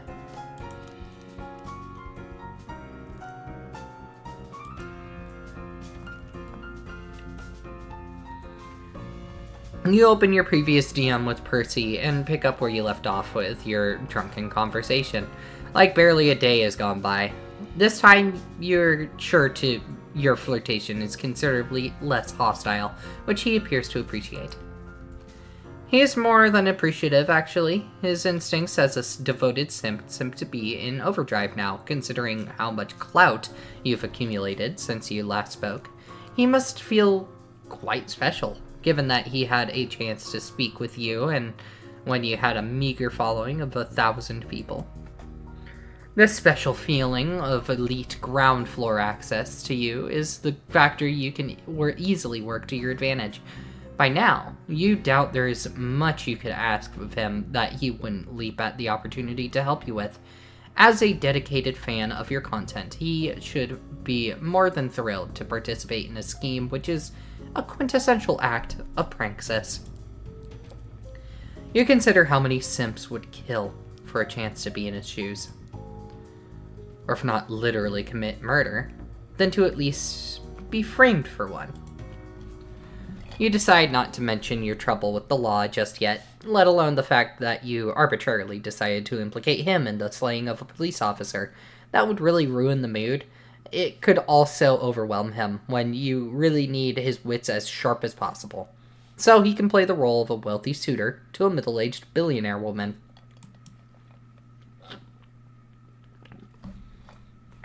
After all, the flirtatious pleasantries are over. You and Abby retire to the living room as you continue walking him through the play. So, just to be clear, you're asking me to call your friend's mother and engage in various forms of amorous banter. Yeah, but Jesus, Perce. You're gonna have to turn on the charm a little better than that. Okay, I believe I can do that. Remember a few weeks ago when you slid into my DMs and started hitting on me? Well, not sure I was like, I mean, don't get me wrong, I think you're cool, and god damn it, Perce, you were the first thirsty boy that night. You were the very first thirsty boy that night. Don't fuck with me on this. I know an eager simp when I see one. Your move worked, didn't it? I'm here talking to you again, asking you to help us with some super important mission critical shit. So it's time to stop doubting yourself You clearly have some killer Chad instincts or whatever, which even you don't fully grasp yet. Wow. So now I just need you to help the movement by channeling that sick Chad energy towards a rich woman who is extremely lonely and horny. I'll do my best, but aside from participating in a series of sexually charged conversations with this woman, I'm not sure what else there to say exactly. I don't have the context for their previous interactions or know anything about the character I'm supposed to be playing. Don't worry about that. I'll send you copies of of all the email chains. I can also send you all the info I have on this guy. He's some rich douche who gives Republicans a lot of money. She's met the guy once or twice, but otherwise never encounters him, except for these fake emails I've been throwing at her. Yes, research material will be very helpful. Please send me everything you have. Purse, this is fucking amazing of you. It takes some real balls to do this. I hope you know how much I appreciate it.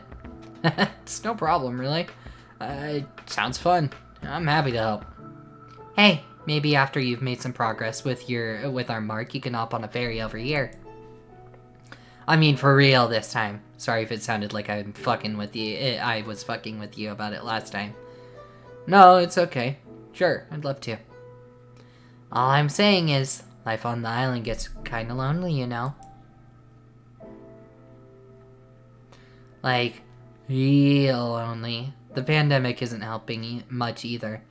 Since, like, it feels like an eternity since I, well, socialized, if you know what I mean. Yeah, I do. It's been a while, it's been quite some time since I've had company outside of work, I mean. Just let me know when you'd like me to come. I'll be there.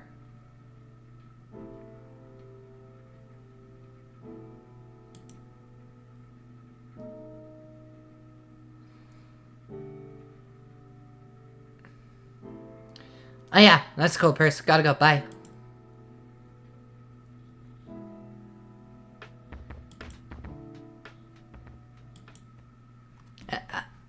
Abby, I don't think it's okay. I'm sorry. Maybe I shouldn't have... No. It's fine. I don't want to hurt your feelings. It just seemed like a bad idea. I just got carried away. I know you're not into me that way. I'm sorry. It's not that. It's just... You don't have to apologize. You're straight. I get it. I know that. I'm just too pushy sometimes. No, it's not like that. I'm not even that straight. I don't think you really understand me. I'd like to. Abby, you're like the one person in the world I actually care about. And all that, what we just almost did. For me, that's not... I don't know. It's certainly not about affection. It's more like... a weapon. Oh, that sounds... sad? Look, what I was just doing with Percy, this guy probably doesn't really deserve any of this. You're just having some fun with him. He likes it. It's so obvious that being able to help you out is like the best thing that's ever happened to him. Abby, I fucking framed him for cop murder. Okay, yes, that was pretty bad, but you just panicked when talking to some cops. You can figure out how to deal with that. It isn't like sending his photo was the result of some diabolical sexual con. You just fucked up, that's all. Yeah, but it only happened because that was the day I began messing with him. Look, all I'm saying is I'm kind of fucked up about this subject. And no matter what happens, I don't want to feel like I'm using that particular weapon against you. Does that make sense? Totally. I have to piss. We really flew through that dollar store wine tonight, didn't we? Well, yeah.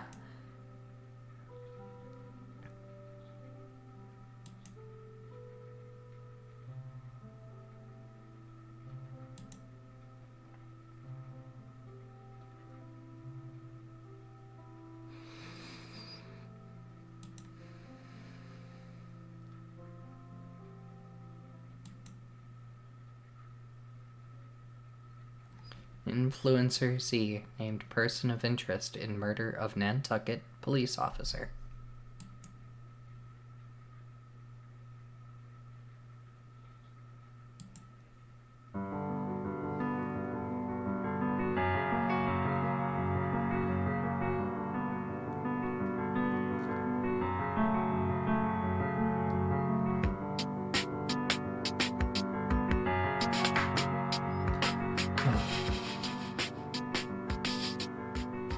God. Poor Abby.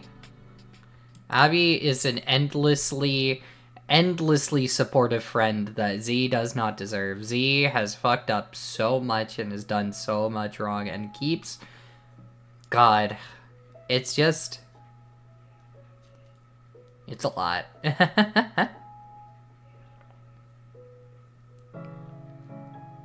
Oh. I love Psycholonials so much. Give me just a moment, chat. I need to do something real quick.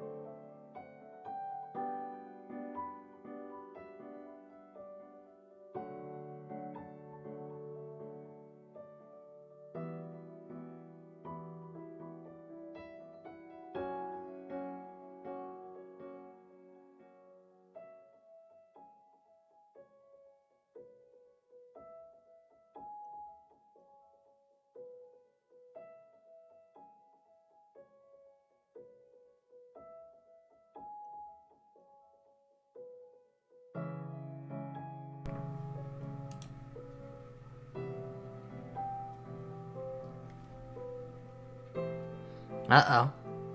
Looks like the authorities are finally closing in. You knew this was coming, right? You've been sloppy, Jen. You set up a shoddy alibi, pinned the shit on an innocent simp for some reason, and started babbling to a first responder about the witness protection program, for God's sake. Well, we're not exactly dealing with a master criminal here, but I'll say this much. We are dealing with a criminal who's got guts.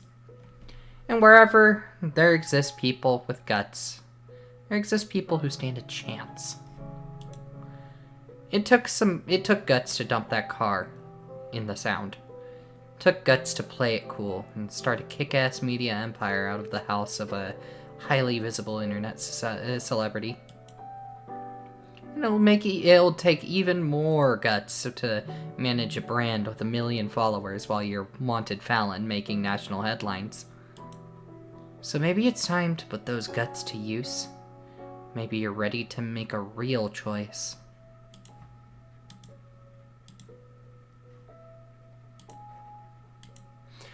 You could always delete your account and pretend this never happened.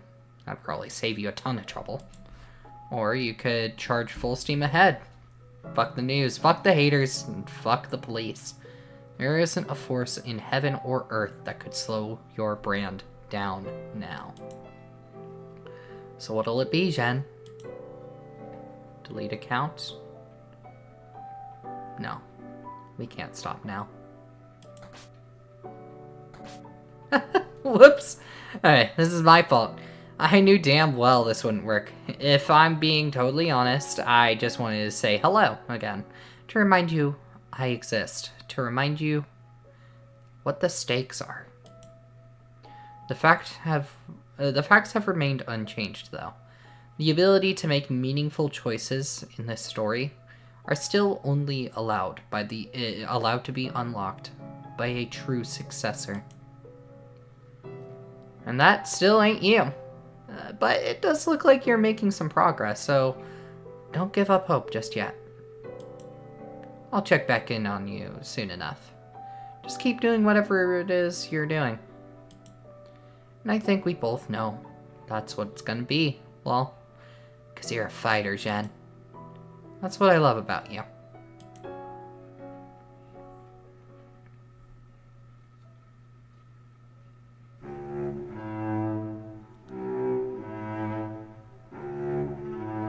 A symbol of strength, you say? Hello. 2 weeks later. Hey chat, welcome back from Ad Hell. It's been 2 weeks later. A teehee. A teehee.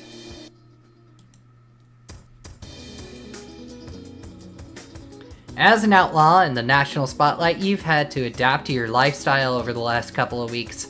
You can only assume the police have been keeping an eye on Abby's house. Rather than trap yourself in your studio round the clock, you've worked out the means of getting outside while staying under the radar.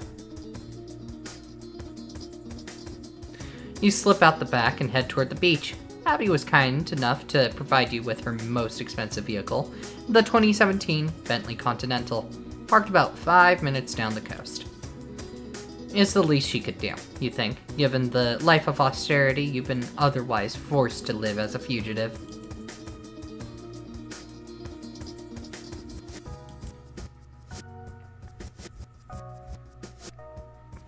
The fucking sunglasses that just say sports across it. It looks so dumb. I want them so bad. Soon enough, you will need some automotive mobility for practical purposes. But for now, it's good just to get out of the house and drive, so you can think. So much has happened in the past couple of weeks. It's hard to keep track of it all. But you guess that's just life now. A little time alone behind the wheel of a luxury vehicle should help you organize your thoughts. 413, 612, whoa, Homestuck numbers. Since you relaunched your brand, never in your wildest dreams did you imagine having more followers than Abby, let alone leapfrogging over her so quickly. Her following has been ticking up steadily too, but it's nothing compared to the rate of your fandom's growth. You are the star of this circus, and now even Abby's fanbase has to admit she's becoming a close-orbiting satellite to your brand, rather than the other way around as it once was. Something about the chaotic energy of the Jubilite craze, combined with the drama of the dead cop scandal, has resulted in transforming your social media presence into phenomenon status. The media has become obsessed. It's fascinating to many for its unusual and incendiary ideological focus. It's just as captivating to others for resembling a slow-motion train wreck. There is a sense among your millions of new followers that there's more sensational criminal elements surrounding the daily drama of your brand. It will only get worse, and people are here for it. You adamantly deny the accusations, of course, and expertly weave these denunciations into your performance to magnify the attention to your accounts. Since the natural targets of your screeds are the corrupt government, corporations, and police forces around the nation, which only serve to protect the power and their power and wealth, it's been pretty easy to conjure a narrative framing these accusations as an attempt by powerful forces to silence you. By the looks of it, Most of your followers are willing to believe your denunciations, and not many of them are big fans of law enforcement, just to begin with anyway.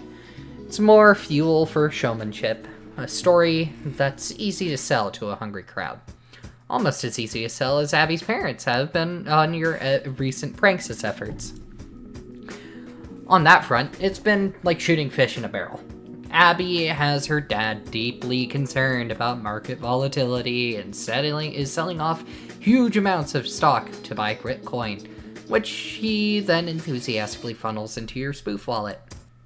You and Percy have been working her mom, who had been doing the same thing with the totally separate spoof wallet unbeknownst to her husband, in anticipation of carving out a portion of their assets, which she can make off with after the imminent divorce.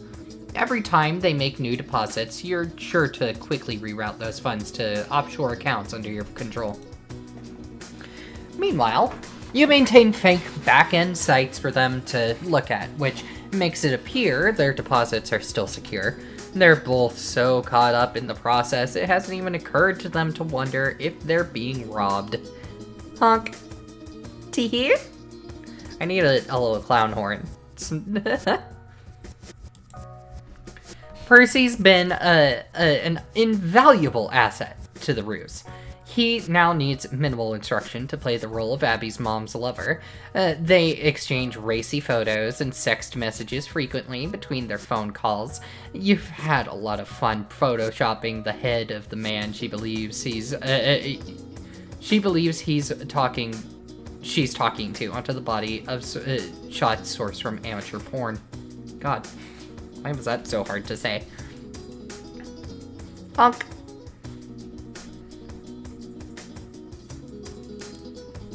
You get some pretty steamy pics back from her in return, but you spare Abby the trauma of sharing those with her. Percy has made plans to come to the island tomorrow on to help out with the new projects you're working on.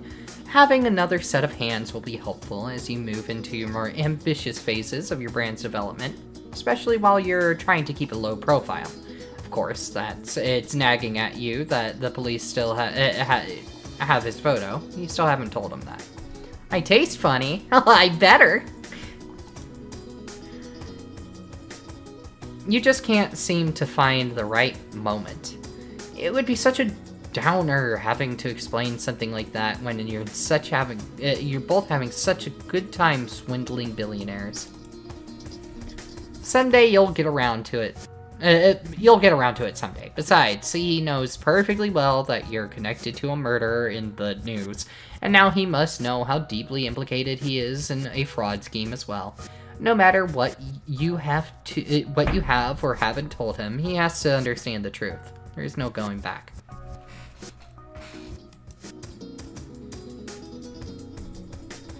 For old time's sake, you head down the street of your apartment. You haven't seen the place in weeks, not since the night this all began. No squad cars anywhere, not surprising, since they've probably taken all the evidence they need from your place already. You suppose that means there's no reason to even try entering anymore. All your stuff, your beloved posters, liquor bottles, and nasty macaroni pots, it's all probably in an evidence room somewhere by now. You never liked the place much, but it's still sad to think that chapter of your life is over for good. You head back to the remote parking spot Abby found for you, and began your shoreline trek back to your hideout. You're in no hurry. Yes, the aesthetics are so good. It's so fucking good. Oh my god, it's like, it's all so minimal and it's perfect. I love the aesthetics of this game. It's so good. It's yay. I'm glad you like the aesthetics. It makes me happy. The scenic walk gives you more time to think about the big plans you have brewing and the preposterous amount of newfound financial flexibility you have to put them into motion. If only Percy knew about what you really had in store for him on this island. Abby too, for that matter. But it's better to reveal your more ambitious ideas to people in smaller doses.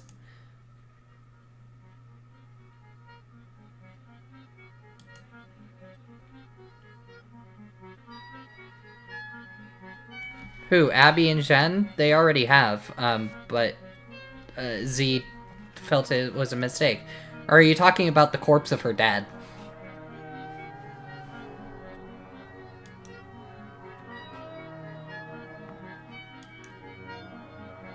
Z is hallucinating dead people.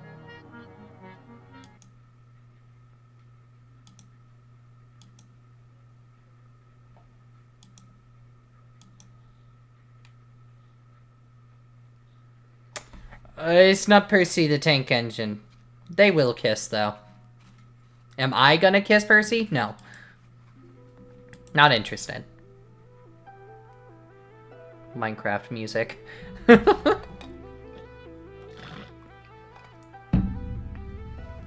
How much did they deposit today? Your dad put in about around 350 million. Your mom only put about 100 million. But that's actually a lot for her. Biggest deposit she's made yet. Wow.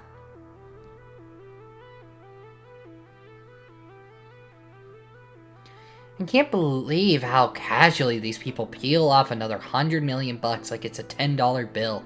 Money seems so abstract and meaningless to them. No wonder it's turning out no wonder this is turning out to be so easy. I'm not sure I would call it easy. I feel depraved pretending to talk like a Republican. Saying some of the shit I've said made me feel so much dirtier than if all we were doing was stealing money. At least your side of the operation is more fun. Hardly even doing anything anymore. Percy's been doing most of it lately. He's coaching her very well on working their assets. He's turning out to be a pretty good con artist.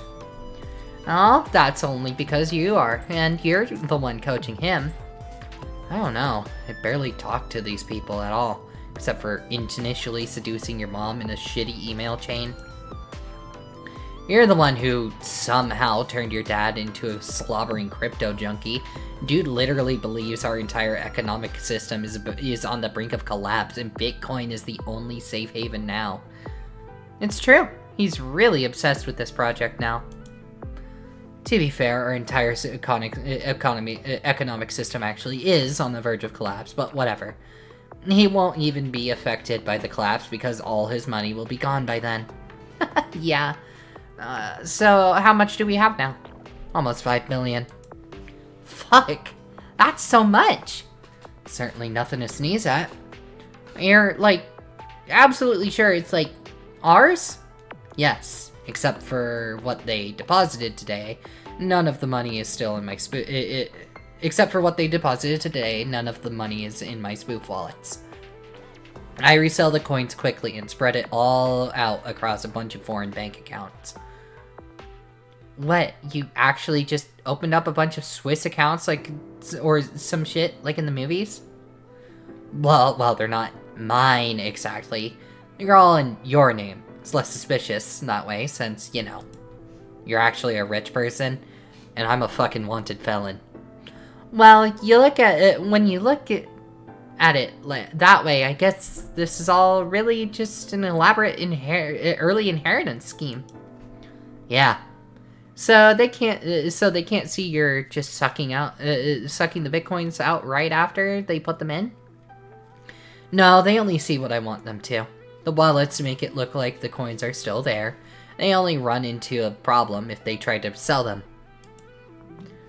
And I don't see that happening soon. Your folks are awfully bullish on crypto suddenly. When you say their money's all going to be gone, are you really going to try to get all of it? That'd be ideal, but we're going to hit a wall soon.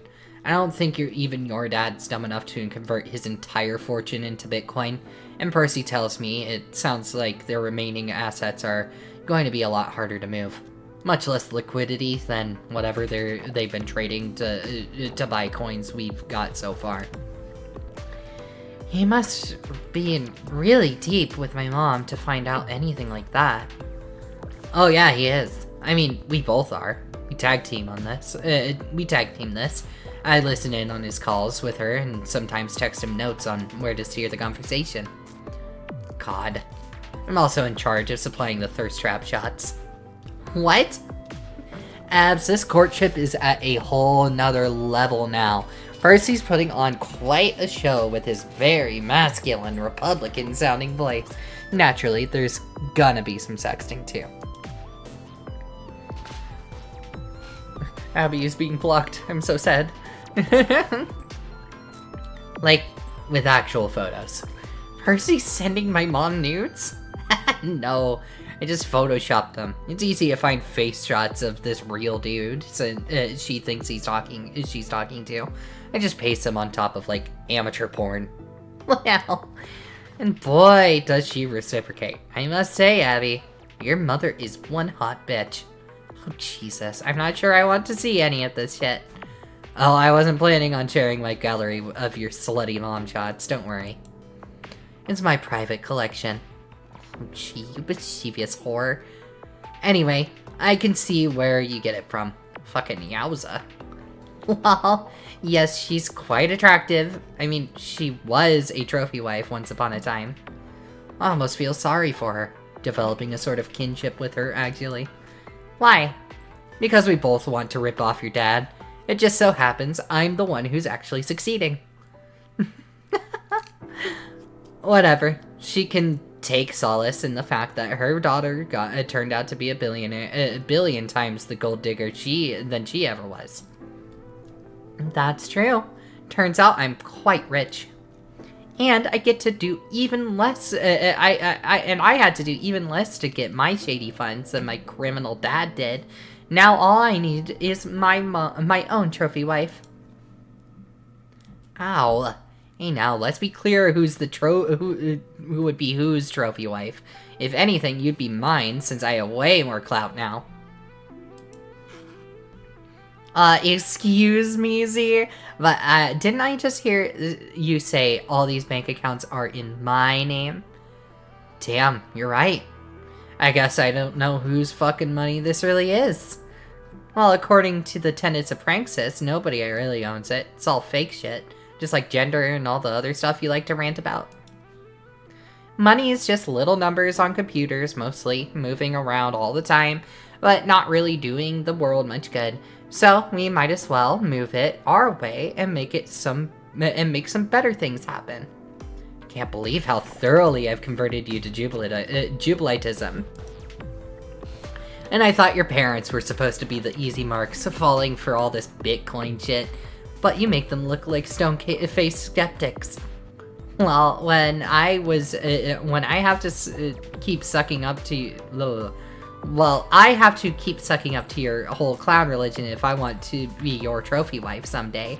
How else am I going to cash in on my own money? Oh, that's extremely fair. Carry on with your ass-kissing then. You haven't even heard the good shit yet. What's the good shit?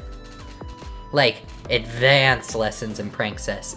If you like what we've already been doing, the advanced shit would knock your socks off. Oh lord. These are all types of methods we'll need to start employing if we want to get the rest of their money, plus a lot more from the other sources. They aren't exactly the only billionaires in the world, you know. Unbelievable. You got $5 billion in the bank and you just want to keep hustling? Hell yeah. We're on a mission here. Why slow down?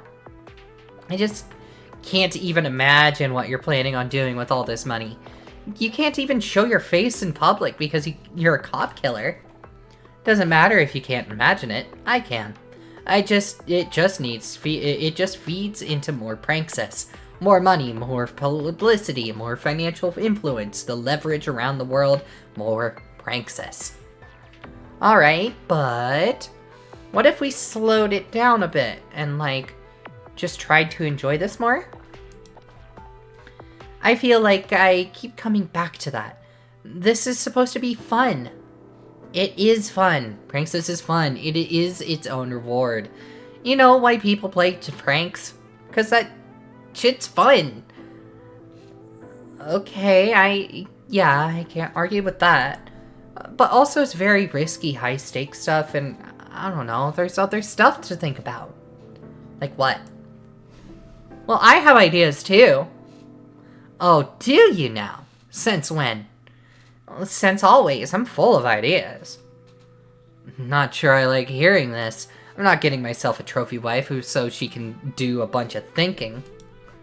Oh, fuck you. I'm not going to be your trophy wife. Either you're going to be mine or the marriage is off. Holy shit. Yes, ma'am. I'll be your tell me your huge brain ideas when you're done with my dick flattening, I mean. I've been thinking about a lot about your clown gender stuff. Yeah? Yes, it all sounds so silly at first, but it's kind of a brain worm. I've been considering where I fit on the triangle. This is actually me, literally me. She's literally me. I am right there with her. It's like a brain worm, and then it just keep considering it. And what have you decided? Well, I don't know if anything fully speaks to me yet, and I just wonder if some adjustments could be made to the system. Adjustments? Yeah, I mean, since it's kind of a silly system that you just pulled out of your ass anyway. Completely separated story. Homestuck is a story in this universe that Z read when she was younger. And that is all that Homestuck is in this. It is entirely unrelated. It is just made by Andrew Hussey after. Yeah, this was 2021.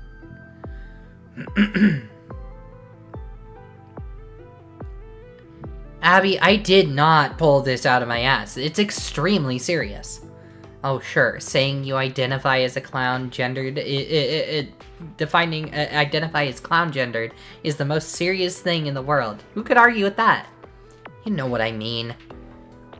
Yeah, I know you believe in the ideas. I'm just saying. I also believe in the ideas. I genuinely, the stuff about clown gender, I believe in fully. It is a brainworm, as Abby calls it, and I agree with it. Since you're so creative and all, and extra serious about gender philosophy, maybe you could like do something with horse gender. Horse gender? Yeah, why not? Abby, that is patently absurd. No, it's not. Not any more absurd than clown gender. But it doesn't have to be. If you actually think about it and make it work. Come on, can't you do it for me? I think you just want to identify as horse gendered, no matter what logic I come up with. So what if I do? Isn't that my right? Well, yeah, it is. Maybe you have a good point. God damn it. I can't believe I'm letting you strong-arm me into revising my manifesto extemporaneously. What? Nobody would even know you're revising it.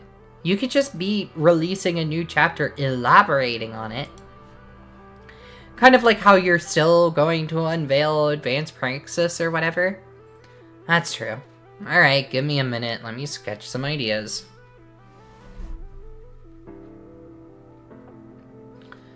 You and Abby head right back to the gender drawing board. She's given you an interesting challenge. Handed you an oddly shaped shoe, if you will, and it's your job to make it fit.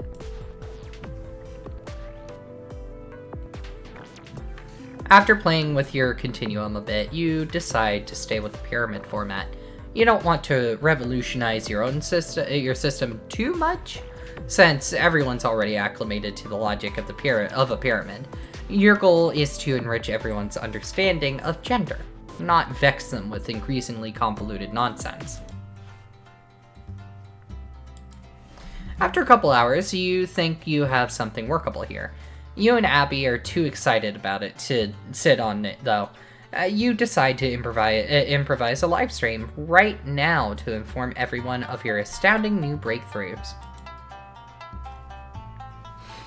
I'm sure you'll all be thrilled to hear I've made some astounding new breakthroughs in the Jubilite philosophy of gender.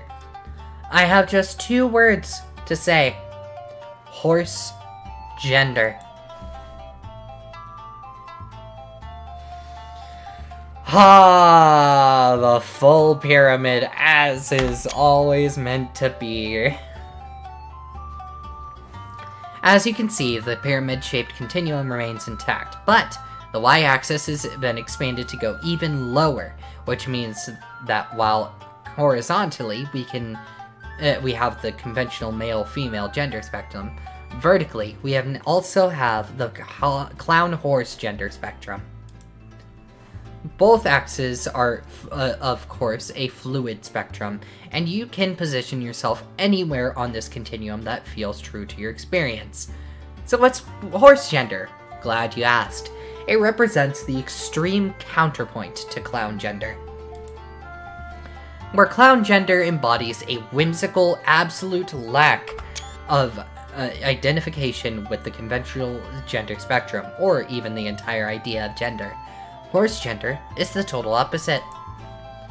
It means extreme identification with the given gender of the horizontal axis. So if you're a horse-gendered male, it means you feel extremely male. Or if you're a horse-gendered woman, you're like, God damn, I am a fucking woman. I guess an example of that would be like TERFs. I mean, don't take that too literally. I don't want to taint horse gender for everybody right out of the gate. You could also be hella woman identified without being weird and turfy about it, and that would still be a totally valid horse gender feeling. Like my friend Abby. She's a proud horsewoman. So, I think you get the idea. Move up the scale toward clown, you hardly give a fuck. You're a wild card, untethered from this maddening social construct. Move down toward horse, and you're digging in. Where clown is a symbol of whimsy, horse is a symbol of strength. You're like hell yeah, I'm this fucking gender, and that's cool. No, so it makes perfect sense if you think of it as like think of it like a color picker, where the male end is white, the female end is black, and B is in grays. And as you move across the color picker towards the hue, which is the clown, I'm on the wrong part. You move towards the hue, which is clown. It's the value versus the hue. You know? Thinking of it as in like a color pyramid is what made me like fully understand why the triangle is what makes sense.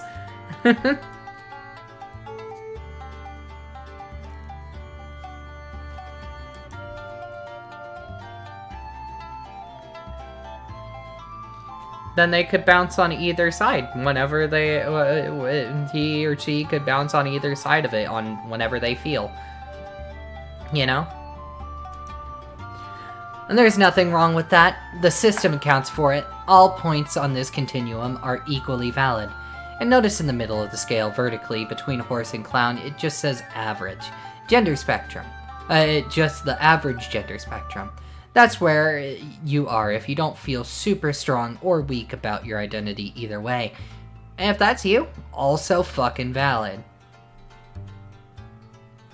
Yeah, you can be wherever. It's not like, you don't have to like lock yourself down. So having said that, allow me to illustrate some examples of putting this into practice as I see it. Oh god, I have to hide chat. Important information. Now, I don't claim to speak for these people, as you should try to see these as like my headcanons. I guess they can come forward and set the record straight if they want. Just post, I'm looking at you. Just kidding, it's just joking, man. You don't gotta. But you can. So, Obama is the horseman. J.K. Rowling would be the horsewoman, like getting an idea of how strongly feeling about their gender. God. Ellen DeGeneres being non-binary up on the clown end is interesting. What else is going on with this shit? Let me see. Kind of think the Obama placement is a no-brainer. J.K. Rowling too. Now that's a horse-gendered woman if there ever was one. Hey, what do you want from me? She gets up to all this fucking turfy shit. Seems to be if she wants to park herself in a barn and made a big turfy bed out of like hay or whatever. The wacky gender essentialism and wacky gender essentialism. Then she's more than welcome to do that. It just lands her on the horsewoman point of the triangle. That's all I'm saying. Or go on and don't let her whiny. Go on and let her whinny. Or don't. Drag her to the glue factory if you really must. I am not here to police your online activism. I am only here to report on all the good shit when it comes to my kick-ass gender pyramid. The point is, all of this is accounted for on the diagram. Now, know this and be free. Alright, is that enough of fucking with that? Is that enough of fucking that yet? You bet it is.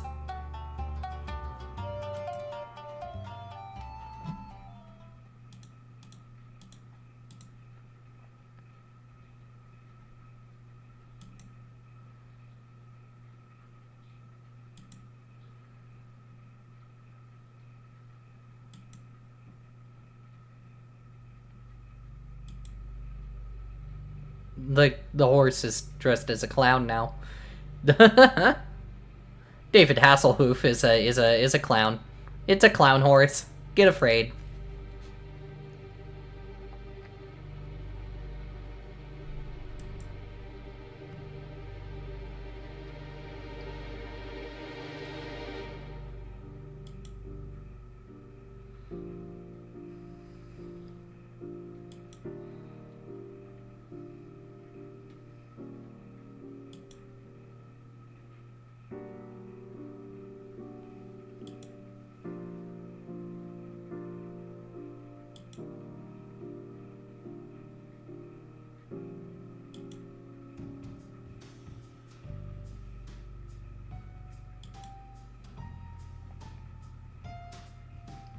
You have been doing very well.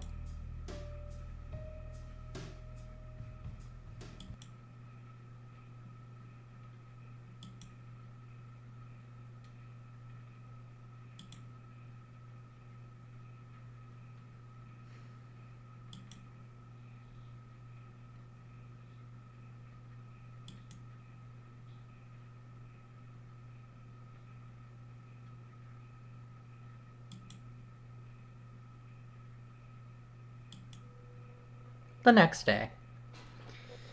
I genuinely do interface with the world under thinking about the gender pyramid. I fully am in on gender pyramid. I think it is correct. It's how I genuinely think about gender. It's so cool. I'm in the horsewoman little section of the pyramid. Despite being a rat, I am a horsewoman.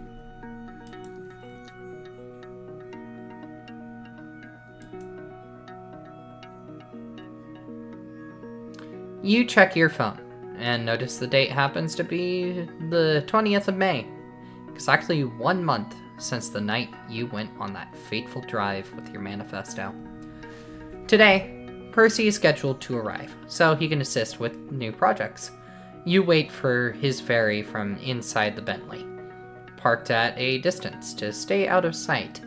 You haven't been here since the night you disposed of the squad car. You find yourself glancing in that direction now and then. You have no idea if they dredged the car out of the water yet, or if they even figured out that's where it ended up. That incriminating dashboard camera footage was probably completely wiped out after being submerged in salt water for weeks. You guess you're relieved about that? But then, with the amount of hysteria there is about this case in the media, that footage hardly seems to matter anymore. You're who they're looking for, and nothing can change that. All you can really do now is make sure you don't get caught.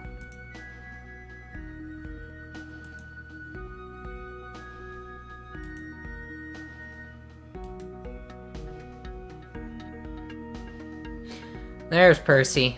He radiates the nervous energy of an eager simp.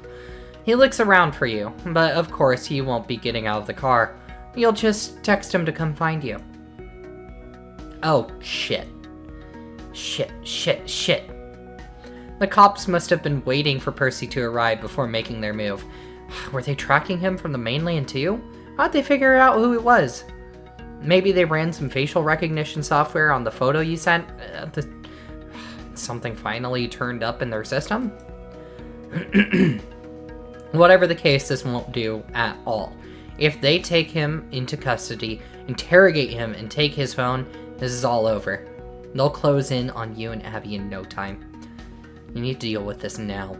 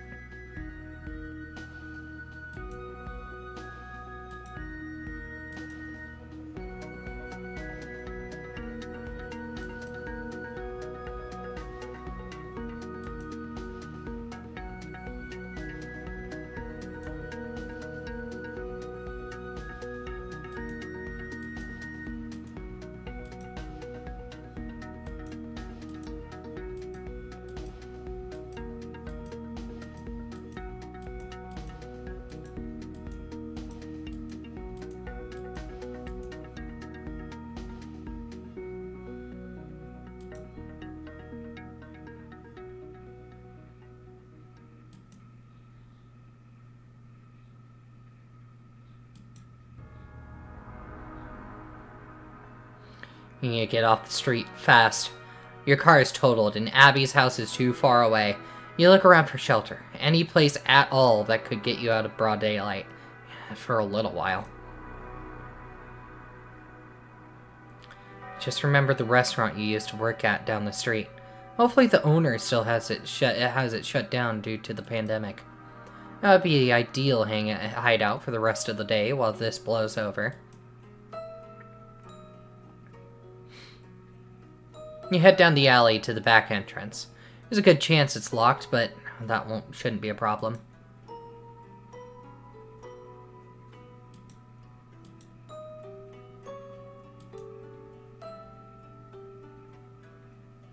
It's dark inside.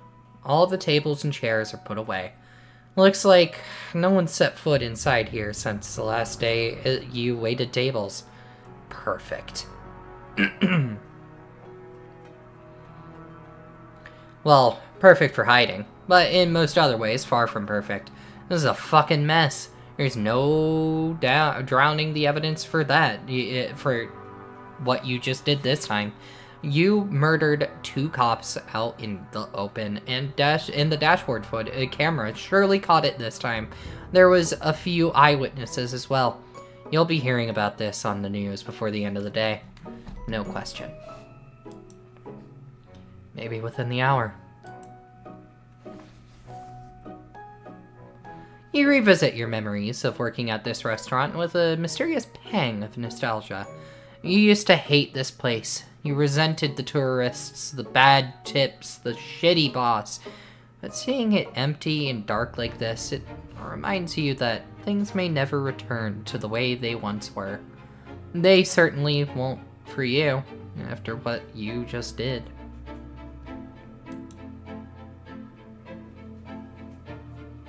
You nearly forgot about Percy. He stands there, shaking, terrified, still cuffed. You just realized he probably assumes he was just arrested for his involvement with Bitcoin fraud. Maybe you have some explaining to do. Hey, Percy. Are you okay?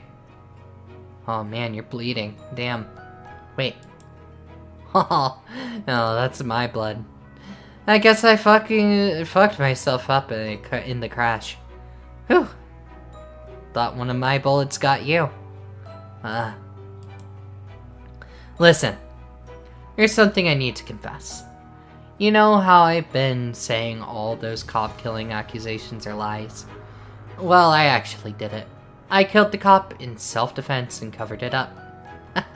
I mean, maybe that's not the stunning news I think it is, considering, like, I just shot 2 cops right in front of you to bust you out of custody. Lamau. Okay, that's not actually what I wanted to confess. See, the reason they arrested you is... Man, why is this so hard to admit? The cops got your picture because I roped you into all this Bitcoin scam shit. That's what it was. It's all my fault. I got you in this mess. I suckered you into our pranksis racket, and now you're a wanted felon just like me. In my defense, I was just having too much fun scamming those rich boomers with you. You're a natural at it, and I was on such a roll making those fake amateur nudes on Photoshop and shit. Maybe this sounds selfish of me, but I wouldn't change a thing even though it got you in trouble with the law. Well, got us both in trouble. And I know you must be how you must be feeling. I've been feeling it for weeks. That sense that your life is never going to be the same again. That you'll always be looking over your shoulder. That the name Percy is forever going to be associated with these crimes. And there's nothing left to do but keep fighting until the threat is fully destroyed. Here's the good news. No matter how much the media drags the name Percy through the mud, from now on, we both know there is no Percy anymore. Percy died today. You're no longer a humble human simp. You are a Jubilite now, and forever. You are Perse.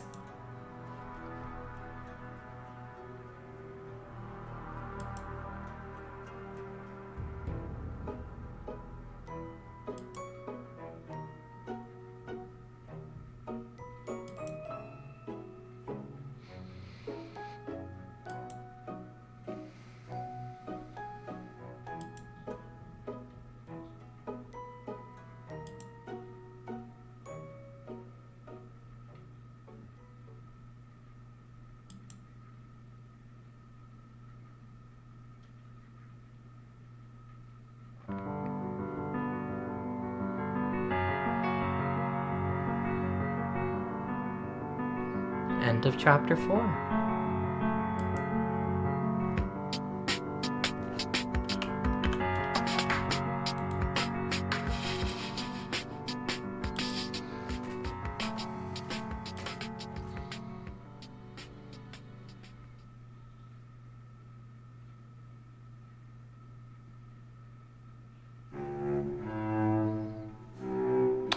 And with that, I think that's the end of stream. I think that's where we're going to wrap things up for today. We'll find out what happens the next day. A different time.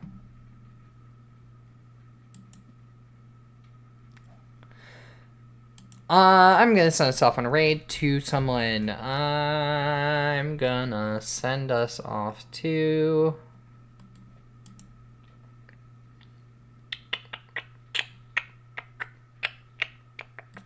I'm gonna send us to Train. They're playing in Motor Slice, which is a game I need to get back to.